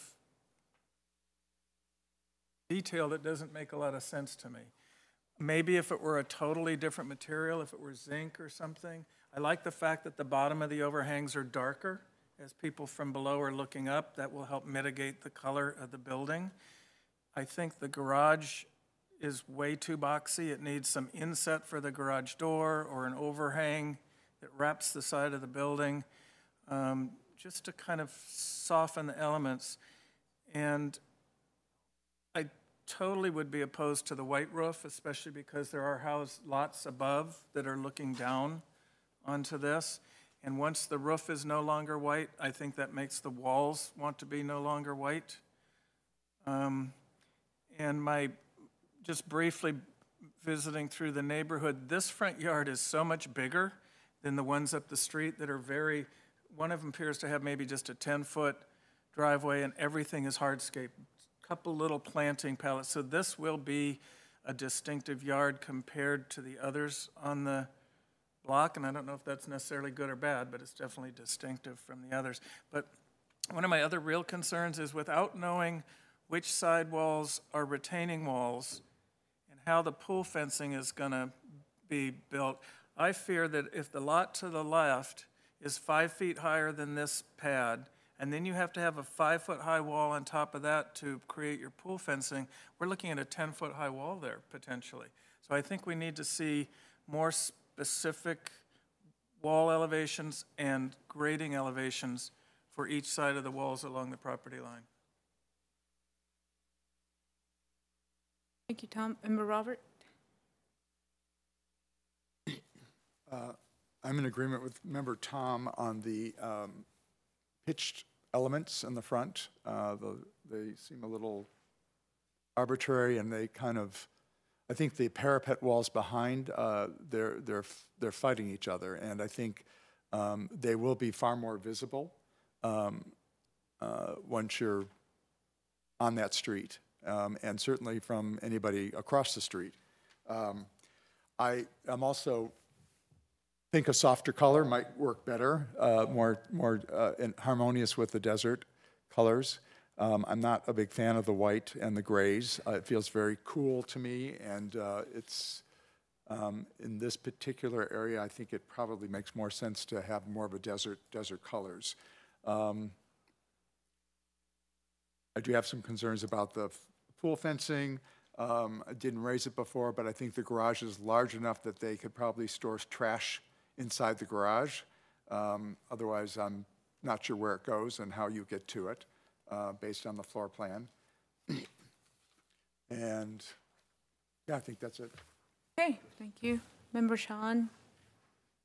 Yeah, I think the roof color, but we can bring this up when we make a motion, but definitely the roof color should be conditioned to be tan.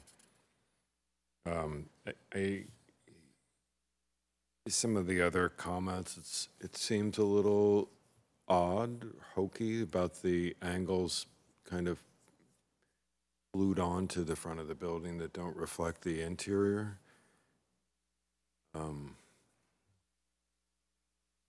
Debating how I feel about that since it's their project. It doesn't seem like that would be that harmonious with the neighborhood, so I don't think that would, I think maybe that might be something we'd like to see a different iteration of. I think the lack of alternating materials is just seems like a theme here today, and again with this project. So you know, I wouldn't mind the white so much. I think if there was some other more natural materials or a bit more block or concrete or something on here besides just the the stucco in the painted colors that we're seeing. Those were, and I think that the landscape, I'm not sure, it seems like the HOA has an issue with the palm, so I'm guessing that doesn't meet their requirement for landscape requirements, so I think that should be, we should look for an alternate species for that. The rest of the landscape, I think it's definitely, seems like it's going to be different than the neighborhood. If the HOA approves it like that, then it'd be okay with me too. Mm-hmm. Okay, Member Kenny.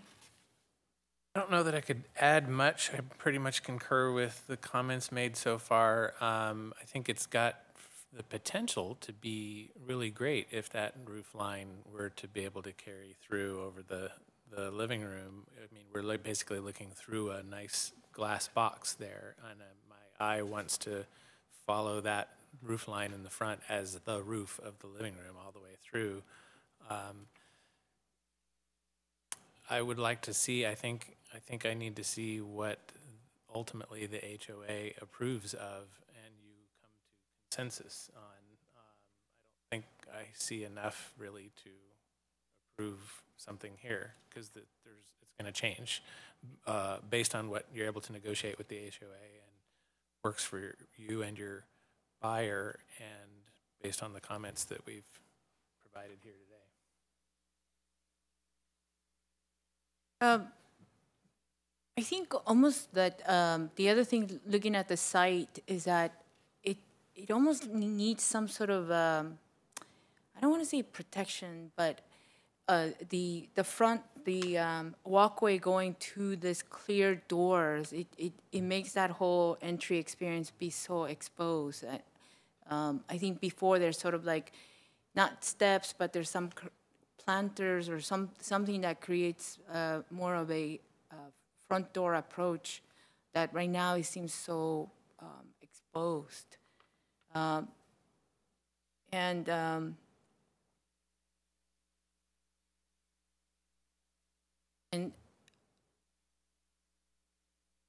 the other question I had was the relationship between the gray crushed rock and then the graphite crushed. It's so sort of volcanic, or it's so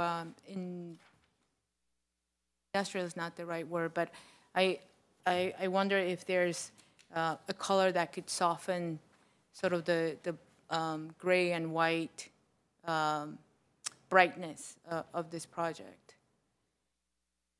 So having said that, I feel that the comments that have been said will be very helpful to the applicant.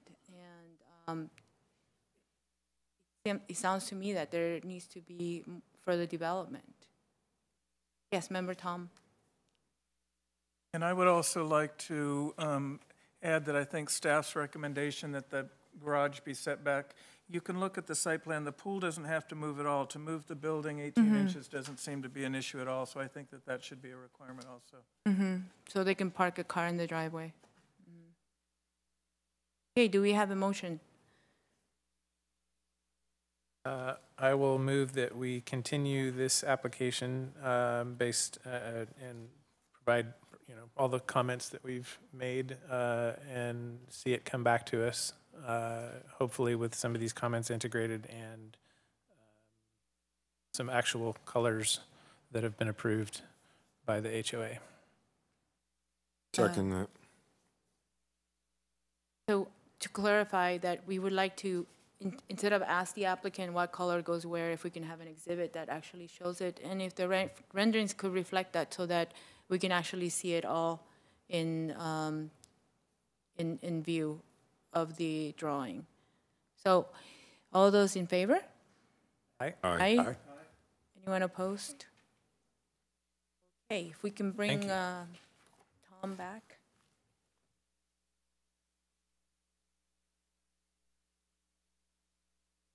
Is the applicant here for the ANZA project? Okay.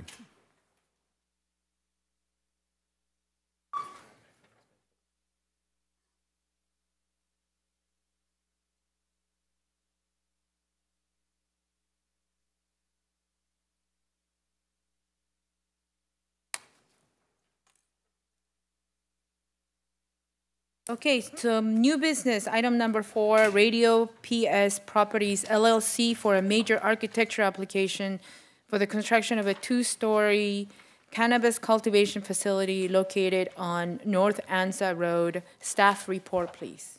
Thank you, Chair. I'll make this brief. The application is to, for a major architectural to construct a 2-story, 10,500 square foot cannabis cultivation building on a vacant parcel in an industrial area north of San Rafael. The neighborhood is comprises of similar uses. That there's a cannabis cultivation facility to the north, and there's a warehouse space to the south. Across the street, there are other warehouse, car, automobile repair shops, and so on and so forth in that neighborhood.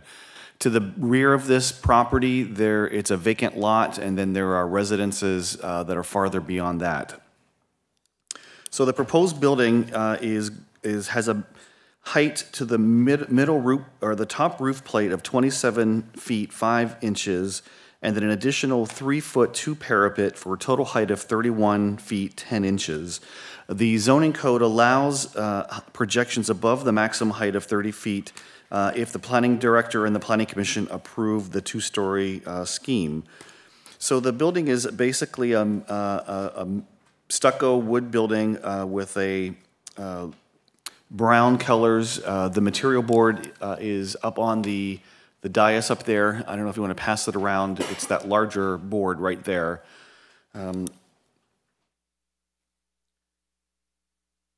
So the 2-story building will be constructed of stucco with a flat surface with 1-inch architectural breaks providing relief on the east and south building facades. The siding of the building, and I know we'll go to the site plan here, the building that is to the north, this building will abut and be right up against that building. There's bay parking in the front that will pull off of Anza Road, and then there's a parking lot that will be to the south, and that separates this property from the warehouse that's to the south. There's a 5-foot easement that runs behind this property, so the building will not be set on the rear property line, will be set off by 5 feet. The interior of the building, the first floor will contain a hallway with a middle stairwell, and then the cultivation facilities on the first floor, offices, and a restroom. And the second floor will also be uses that will provide production and drying. So the building, as you see here, shows the architectural scoring on the front side and the rear side. Staff is requesting that because the building is set off from the rear property line, that the scoring be continued around to the back. There is a fascia that is on the top, which is the parapet. Obviously, the front of the building, there's 2 windows on the second story, and then a door, and then a little awning, metal awning over the doorway. And then there's this architectural feature that is 2 steel columns that go up the front facade of the building, and that little bump out, which sort of announces the front entrance. And then there's 1 additional door off to the left. Once again, this is the elevation side that faces the parking lot will have the scoring, and then the side that abuts the other building to the north will not have any architectural feature to it. The landscape plan, as you see here, there's a plant palette that is in your packet. There's a landscape design that shows a mix of different types of plants. There are Palo Verde trees, which are needed to meet the shading requirements for the parking lot.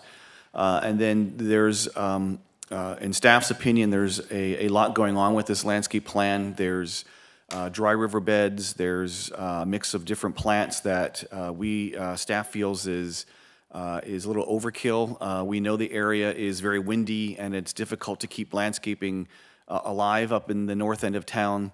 And we're asking for a simplified landscape plan and would like to hear the recommendations from the AAC. So the two conditions or comments that we have of the AAC is that the applicant revise the landscape plan before review, before the Planning Commission, and then they add the architectural scoring to the west building elevation. So in your packet, there are some other pictures of the site. You'll see that if you went out to the site, there's lots of cars that are parked on the vacant lot. Obviously, this is to support the cultivation facility that's going on next door, and the building by providing a hard surface parking lot that will help with the current situation of parking on the dirt lot. So that concludes my report, and the applicant is here, and he can answer any questions you may have. I have a clarification. Sir, well, you'll speak in just a minute, okay? Okay, question for staff, Member Robert.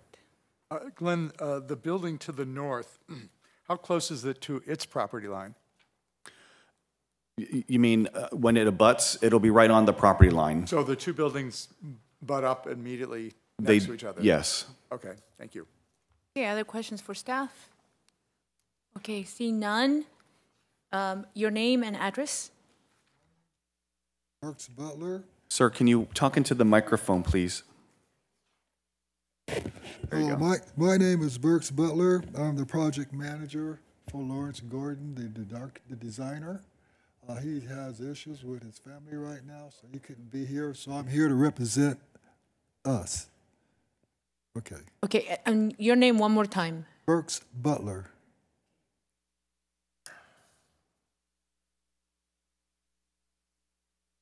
Okay, Mr. Butler, do you have a presentation? Are you ready for our questions? Oh, yes, I have a clarification. Yes, I'm ready for everything. Okay, close to the mic, sorry. Sorry, Yeah. yes, I'm ready. Only thing that I'd like to clarify, let me just read what we had proposed with the gentleman here.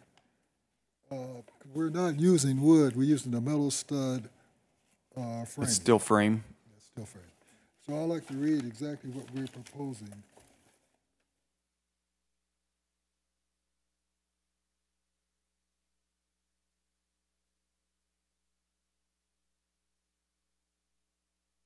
Can we start asking? Oh, I'm sorry, go ahead. Okay. The proposed project was designed to conform with the City of Palm Springs zone regulations for the M1 zone. Mr. Butler, I'm sorry, I'm going to be rude. Could you use the microphone that you have on your left side? Oh. The hand microphone? Yeah. Can you hear me now? Yes. Oh. The proposed project was designed to conform with the City of Palm Springs zoning regulations for the M1 zone. Mr. Butler, I'm sorry. I think you just turned it off somehow.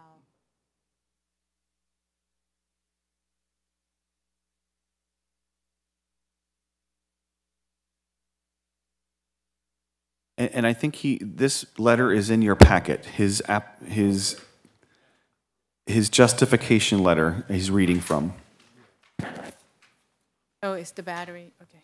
There, because the only change is the metal stud from wood stud. That's the only change. Oh, that's okay. The only change is from wood stud to metal stud. That's the only change. Okay, so we have some questions for you. So we'll get started with, I'm going to start from this end, Member Sean. Okay, Member Robert. Okay, Member John.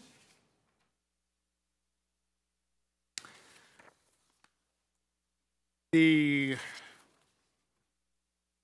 the site plan on the front, you've got what looks like a little riverbed kind of crossing. Correct. In your elevation, the illustrated elevation, you have some railings adjacent to the walkway. Is Correct. that trying to be a bridge Or over just a bridge river? for Is this people part to of? walk across when you have that elevation drop there. Microphone. The bridge to walk across, and propose if somebody elderly like myself, older, have something they can walk across if they tilt or anything. Okay, so you're envisioning this as to be This is a handrail and Yes. as well as an element, okay. And the chain link fence in the back will remain and be repaired. Is that consistent with the neighboring buildings? Yes, as needed for what we need to complete the project, yes. Okay. It might change as it goes further from there. That will come into play. Okay. Thanks. Okay, Member Tom, Is this just questions or comments? questions to the applicant. No questions. Okay. Member Tom Jakeway. I don't see any sort of loading dock or delivery station. Is everything just coming in and out of the two glass doors facing the street for as far as deliveries and takeaway? Well, no, to your south side on the rear going towards the back where the easement is, there's a loading ramp zone to help to go inside. Let me take that door off. You see where it says the space is 12 feet? We could pull in there for a larger vehicle, like a 18-wheeler or what have you. I don't see that. But there's no doorway. No. They just pull in and Well, park. if they have to pull in, they can park, and then they can come down for the, the sidewalk easement to bring things From the into front of the it. building. Yes. Another question, I assume security is significant. As I drove through the neighborhood, so many of the shops that have glass windows are now covered with bars and screening and things. What sort of security do you need to provide on the building so that, what are we really going to see, I guess is my question. Oh, well, we will have the same existing building to the north. Is that to the north? To the north of us, we will have the same kind of security as it has as such. Thank you. Okay, Mr. Butler, oh, I'm sorry, Member Kenny. I did not get a chance to get out to the site. Can you describe what that security screening is on the building to the north of you? Well, that would be on the Anza Road side, Right. where the entrance is and the windows. That's the only first surface that has windows that are accessible other than what we would do to secure it. If I can address that, so through the cannabis licensing, there's a whole series of security measures that they have to meet before they can get a license. So if you look at this picture before you, you'll see there's a camera that is on an arm on the top of the building next door. The security will be consistent with that. There'll be cameras. I think that's why they're limiting the penetrations of the building, why there's only 2 doors, because they don't, for security reasons, you can't get in the back. So these buildings are very secure.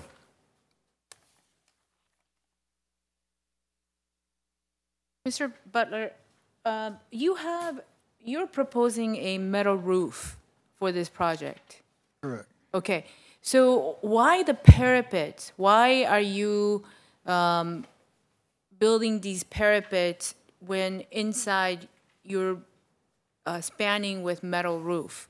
Why not have the metal roof actually extend over and provide an overhang, almost as if it was a typical home? Well, the parapet is for the mechanical equipment. I understand, but you could screen the mechanical equipment to itself instead of increasing the building height on all 3 sides. Well, the parapet where the equipment, once it's put in, right now we just have it shown as such. And I guess if you want us to, confirm it down to a size, just for wherever the area sits where the mechanical equipment sits, then we'll adjust it according to that.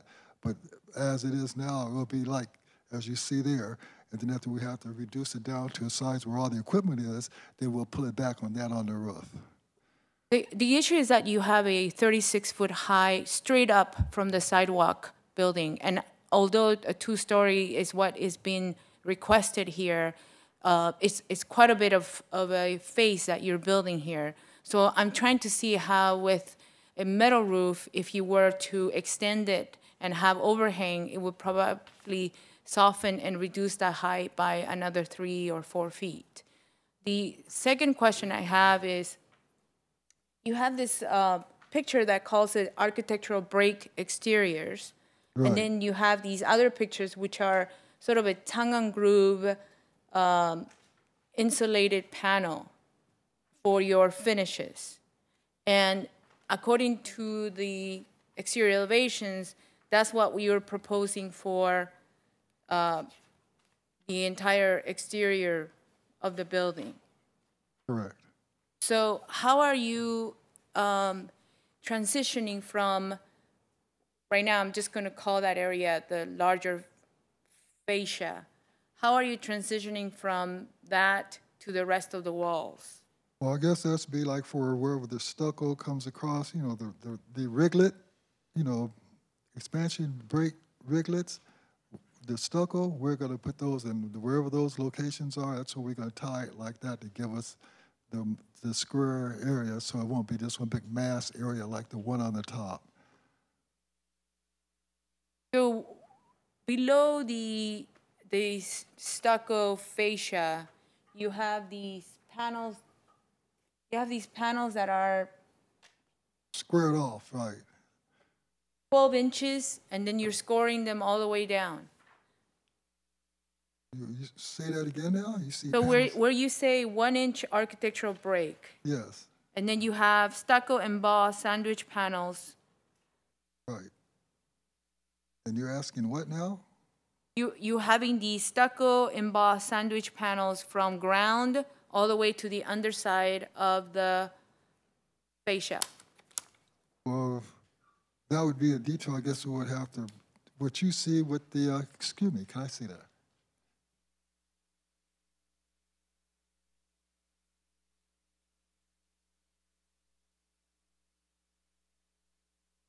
Well, basically, that would, okay. The space that you see right there, that would be as if that was a riglet space. So I guess we would, if we need, we'll set a riglet in there, or we'll just color the color that we would need to give it that separation opposed to it being just the same color. So whatever we would need to show as a detail, we'll put that in there. I see what you're saying where the two joints join together, and that's probably a ½ inch or more. So Right, so you have this sort of this lattice look yes, that goes from the whip screed all the way to the underside of that fascia. right. That's there, like I'm saying, whatever we need to give it that depth of appearance of a look, or if it has to be something like a riglet or something, if it could sit there to tie it all together.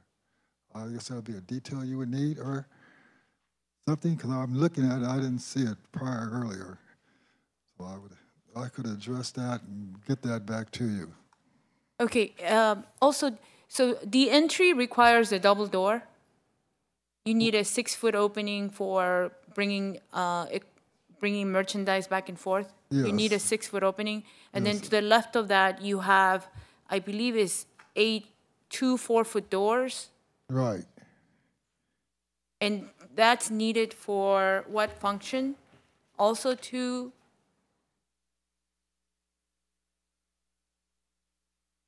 Well, I guess the main entrance, as you see, is going in for just people and working in and out. But the outside doors for the bulk of things. If they use a 18-wheeler and they want to bring stuff around, they will bring it in through those doors opposed to coming in for the entry for the main door. And why not a roll-up door? Why a storefront door? Well, if you prefer a roll-up door, it doesn't really matter to us. It could be a roll-up door or it could be a swinging door. The main doors for the entry is the ones that's sufficient for what it's to be. But if we need to prefer a roll-up door there, that's no problem. We could change that. Okay. Mr. Badler, on the exterior elevation, would you be open to increase the area where the plaster is to bring it all the way down to the 2nd floor and then have the siding material be below that?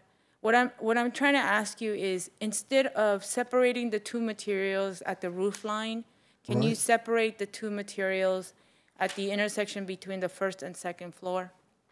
Is that just a preference, or, I mean, the way it looks to me, that looks more softer, then I'll make it heavier coming all the way down.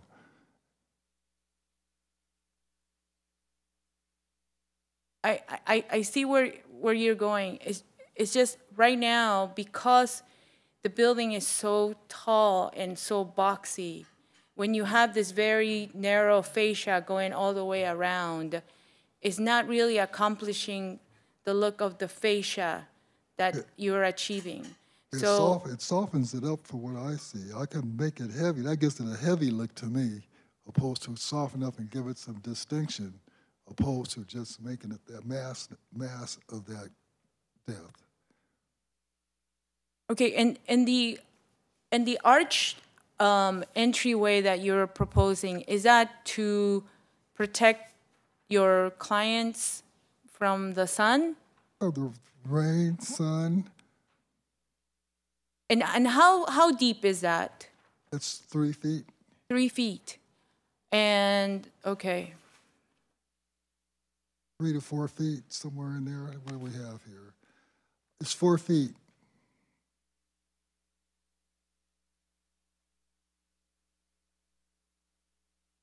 Okay. All right, thank you. Any other questions for the applicant? Member Robert.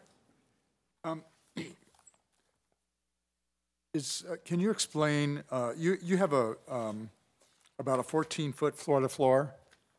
Is there, in your operation, do you need that much height? Well, is there a problem with that height? I'm just asking.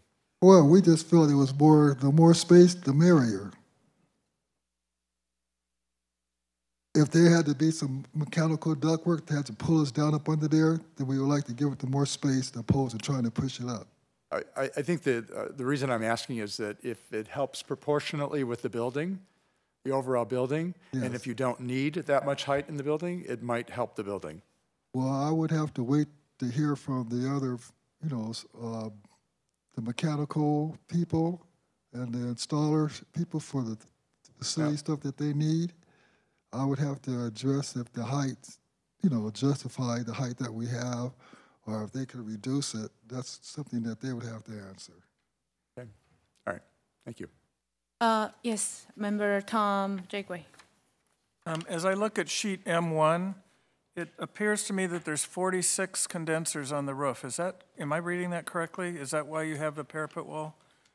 Well, that's for the parapet wall, that's all around the But building. there are 46 units. Well, that I would have to get those plans to you. I don't have that. This is just a design phase of the architectural, and all the equipment that's going to be put in there. I'll have to address that to you later for what they've given me. Right, Member Jackway is discussing M1, which is in your packet. For some reason, it's underneath this slide that's on the, if you can see it, I don't know why it's not coming up, but in our experience, these types of uses, there are massive amounts of air conditioning.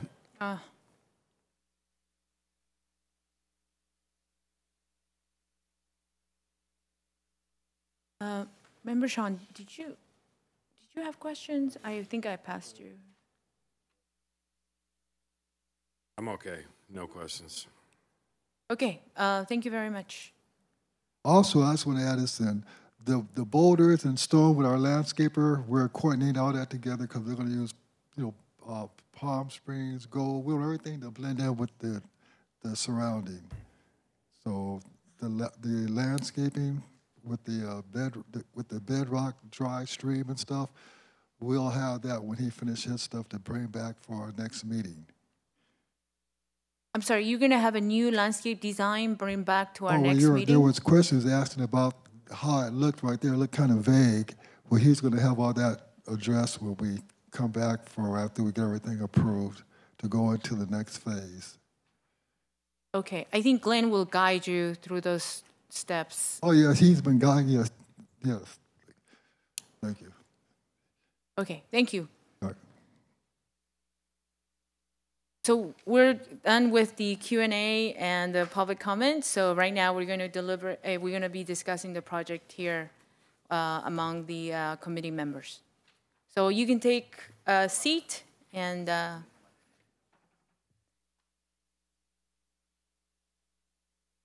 okay, I'll start with Member Tom from the end. A question for Glenn. Do you know the height of the existing building next door that this is going to be abutting?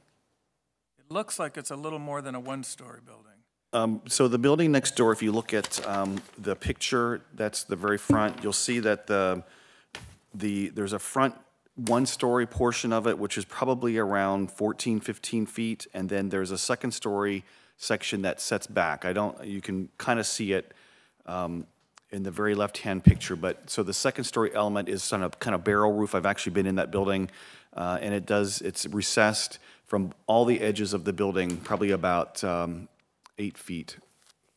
So this building then will be double the height of this one. We'll be seeing 15 feet of building above the neighbor's building on the side there. Right, it'll be a little bit taller than the middle building to the south in this picture. Okay, thank you.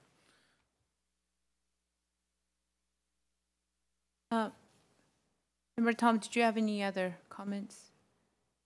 Member Is Tom, it time for our comments? Yes, yes, yes. Okay. Member. Yes, Tom? Yeah, take. It is very bulky. I think the attempt with the fascia across the top tends to help to soften that vertical facade. I almost think it would be better to take this whole building and slide it to the south so that it's abutting the taller building, so that the parking lot would be between this shorter building to the right and the new taller building that would be on this property. And I also like Chairwoman's comment that those 4-foot wide doors, I think might be more appropriate if it's a rolling overhead door, so it looks like a service door, and keep the glass sliding doors as the entrance for employees and visitors.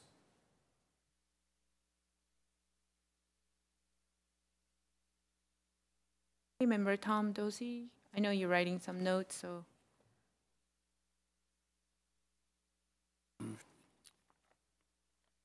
My comments are that the proposed site plan shows pavers for the parking area adjacent to the building, and that be labeled on the plan and the material specified. In regards to the landscape plan, my notes are that I think that the landscape plan could be very much simplified for this type of facility, and that the plants used adjacent to the building be more used as accent plants to silhouette against the building and those narrow planters. The trees showing, well, I would request that when the plan comes back that the trees and landscape material be labeled, because it's hard to match it up with the legend. But it also looks like that the Palo Verde trees, I'm assuming are the green circular symbols, they're not showing the proper scale. If those parking spaces are 9 or 10 feet wide, each one of those circles should be like 3 times the diameter that they are. And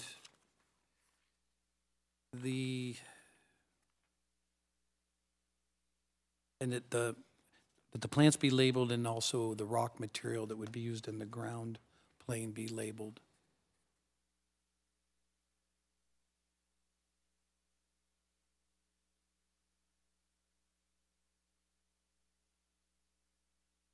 And then one other comment. Yeah.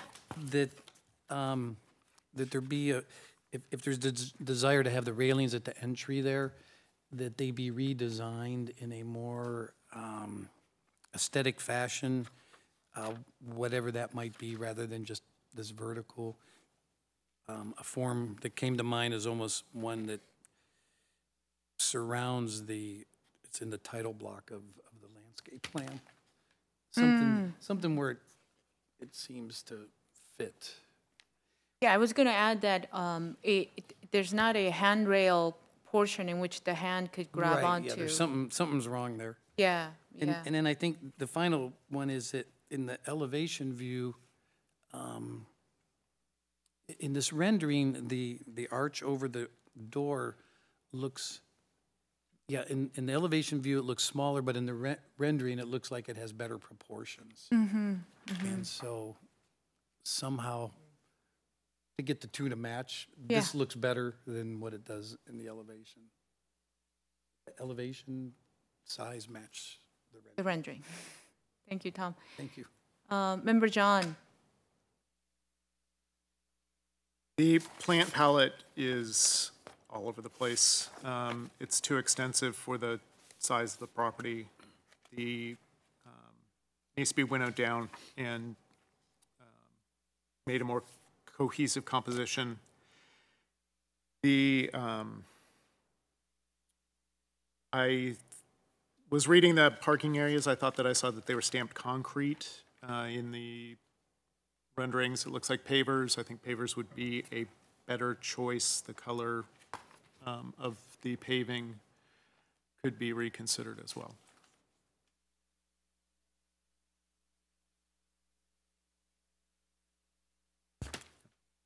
Okay, thank you. Member Robert?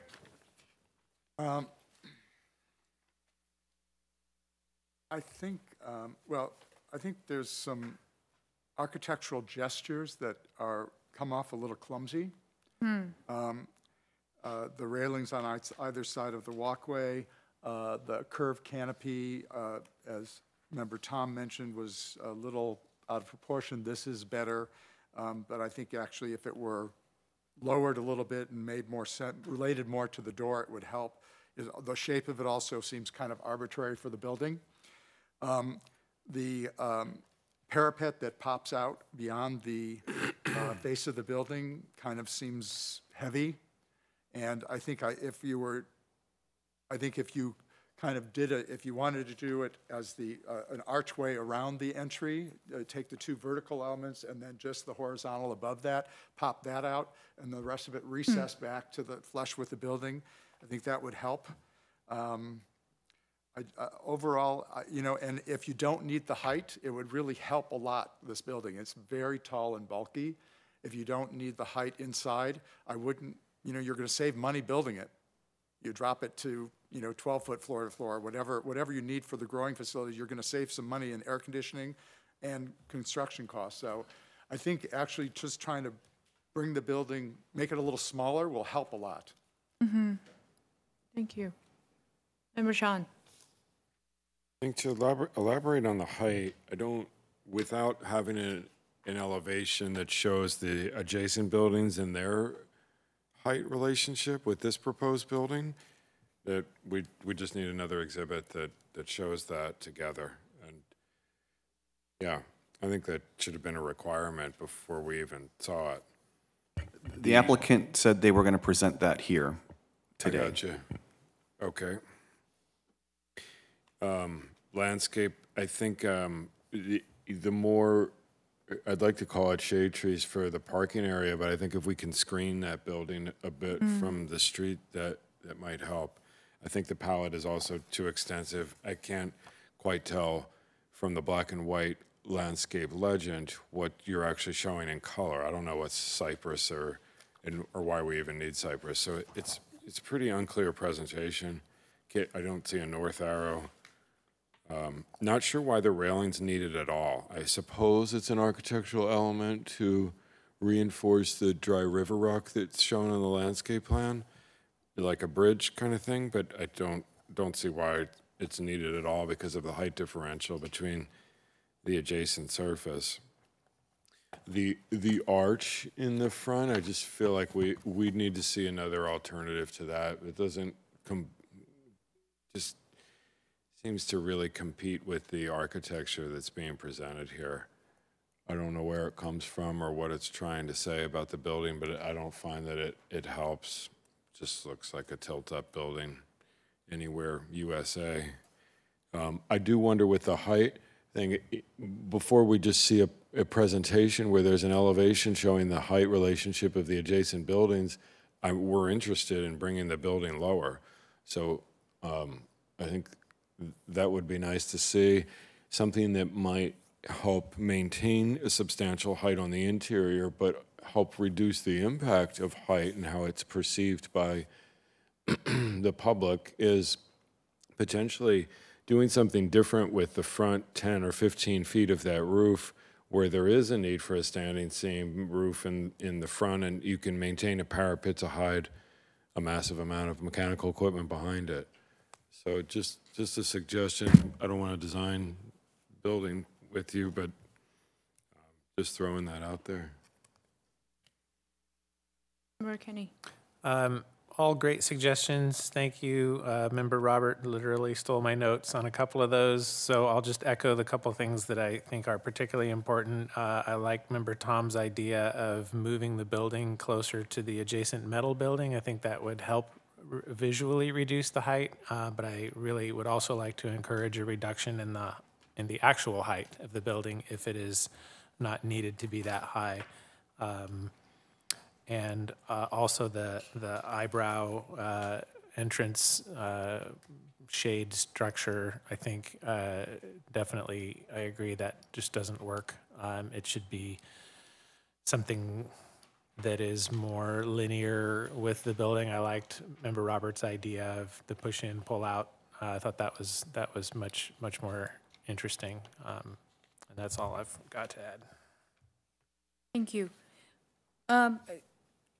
Member Tom Jakeway, with that, when I look at 8-1, north, being up, was along that idea of actually moving the project west where you see the property line to increase the landscape areas between the parking and the edge of the building.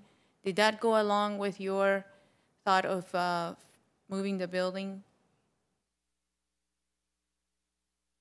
Yes, I don't know that moving it west is an option though, because I thought I heard, is that an easement back there? There is an easement that runs behind the back of the building.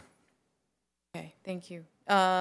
Mainly because I wanted to use two things. One is the usage of material of the exterior wall to mask the fact that it's so high, but then also the landscape area between the parking and then the building, see if we can bring some, something like willowy so that it can also mask, and right now there's about a 4'10" planting area, so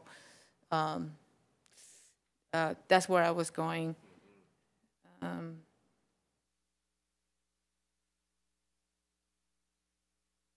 I think overall we're trying to improve the characteristics of the building so that is not so massive, and having the context of the adjacent buildings would really help. One of the questions I was asking myself is, if this whole building was metal seam siding, would that give that industrial clean look? And then they don't have to be fighting with all the reliefs or, because then it's just an industrial building. But I think at this time, I think the project needs more work based on all the comments that we have made. So I'm making a motion for the project to be continued based on the comments we have made today. Second that. Okay, Member Sean seconds that. All in favor? Aye. Aye. Anyone opposed? Okay, thank you. Thank you.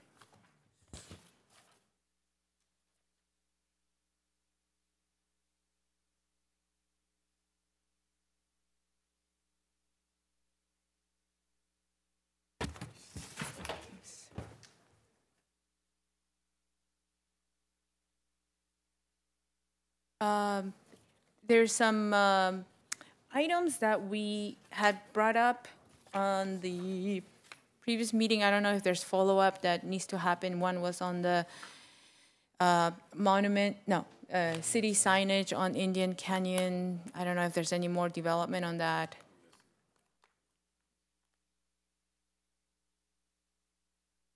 Or if that could be continued. You know what we're talking about?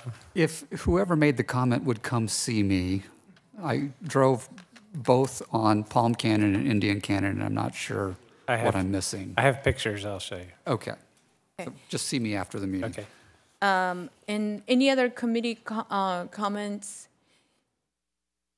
Member John? I will not be in attendance. Okay. Okay. Member Tom Jakeway? I'm curious about the process of an HOA needing to approve a project and us needing to approve. It seems like we would be spinning our wheels if we approve something and send it back and their HOA rejects it.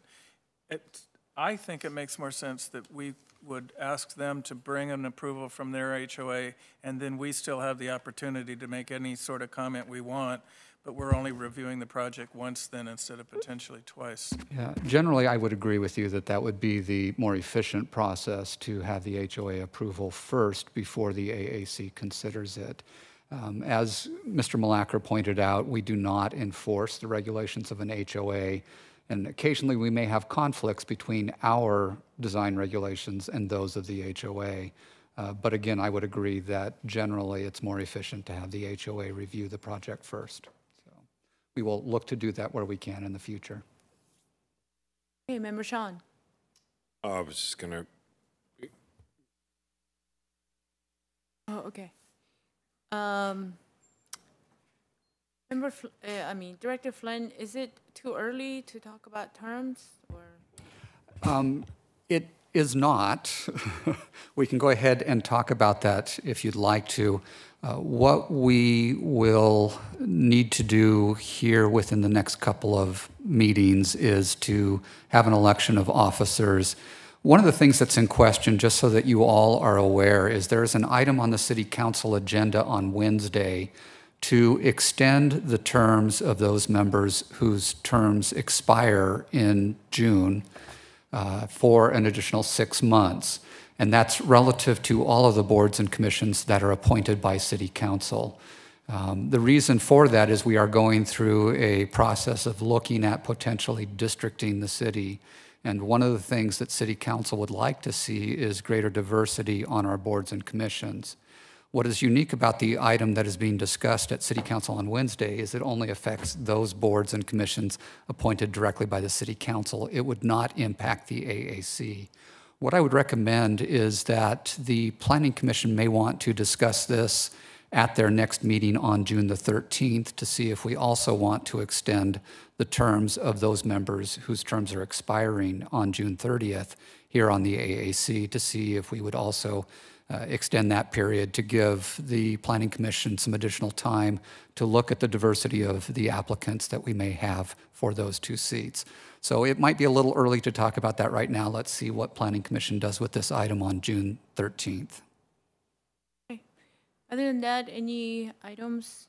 I just had a question on the Miralon project. Will that come back, even though we moved it forward, will it still come back to us? It will come back at the final plan development stage, or depending on what the Planning Commission does with it, potentially they could send it back to you too as well.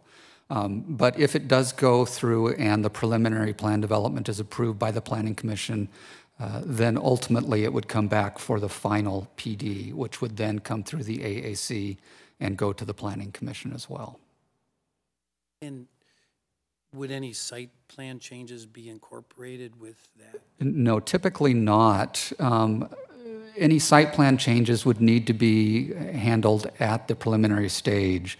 When we come back with the final plan development for a project like this, the site plan is typically set. The only things that would change would be minor things relative to the landscaping in terms of tree placement. For example, trash enclosures, those might move, or you might get additional detail on those. But generally, the site plan is going to be set. What you're going to be looking at is fine-tuning the details of the architecture and the materials at that stage. But to take a couple of steps is that the site plan that we will see would include the conditions that we have stated. So it won't be the site plan that we saw today. It will be the site plan, hoping with Planning Commission that they will change the site plan based on the conditions. Correct. Yeah, Member Tom. Flynn, what is our responsibility for looking at the Miralon project specifically. They're talking about this olive orchard and that we're relating these walkways and things, but the trees are the size of a pencil and 18 inches tall. It's not going to be a romantic old growth orchard to walk through till our grandkids are here. Well, not necessarily. As someone who's actually planted an orchard, not olive trees, but something similar, it's not uncommon when you're planting an orchard that you start out with a very small stalk. What you will find is that typically they tend to grow relatively quickly, a little bit more quickly than you might assume. It's estimated, I believe, by our Miralon team that they expect the trees to be of a substantial height within about 7 to 8 years. So there is going to be a time frame where they're just going to be small, but they do anticipate that the olive trees will grow relatively rapidly. I was just up in Northern California, and the olive orchards that I saw that they planted are hedgerows, so you cannot walk between. It's literally 3 feet wide and 8 feet tall and goes the length of the property. Do we have any idea if that's what this is going to be, since it is a commercial orchard? No, they will not be planted in that configuration. There will be enough spacing between the trees so that you can walk between the trees. They're not going to be planted that closely together. Okay, very good. Having no other questions, I think also the applicant is open, Miralon applicant is open for us to walk it. Yeah, actually it's kind of open. Yeah, and we'd be happy to set that up for you if you would like to tour the site at some point in time. Yeah. Okay, no other comments. We are adjourned and it's 6:10. Thank you, everyone.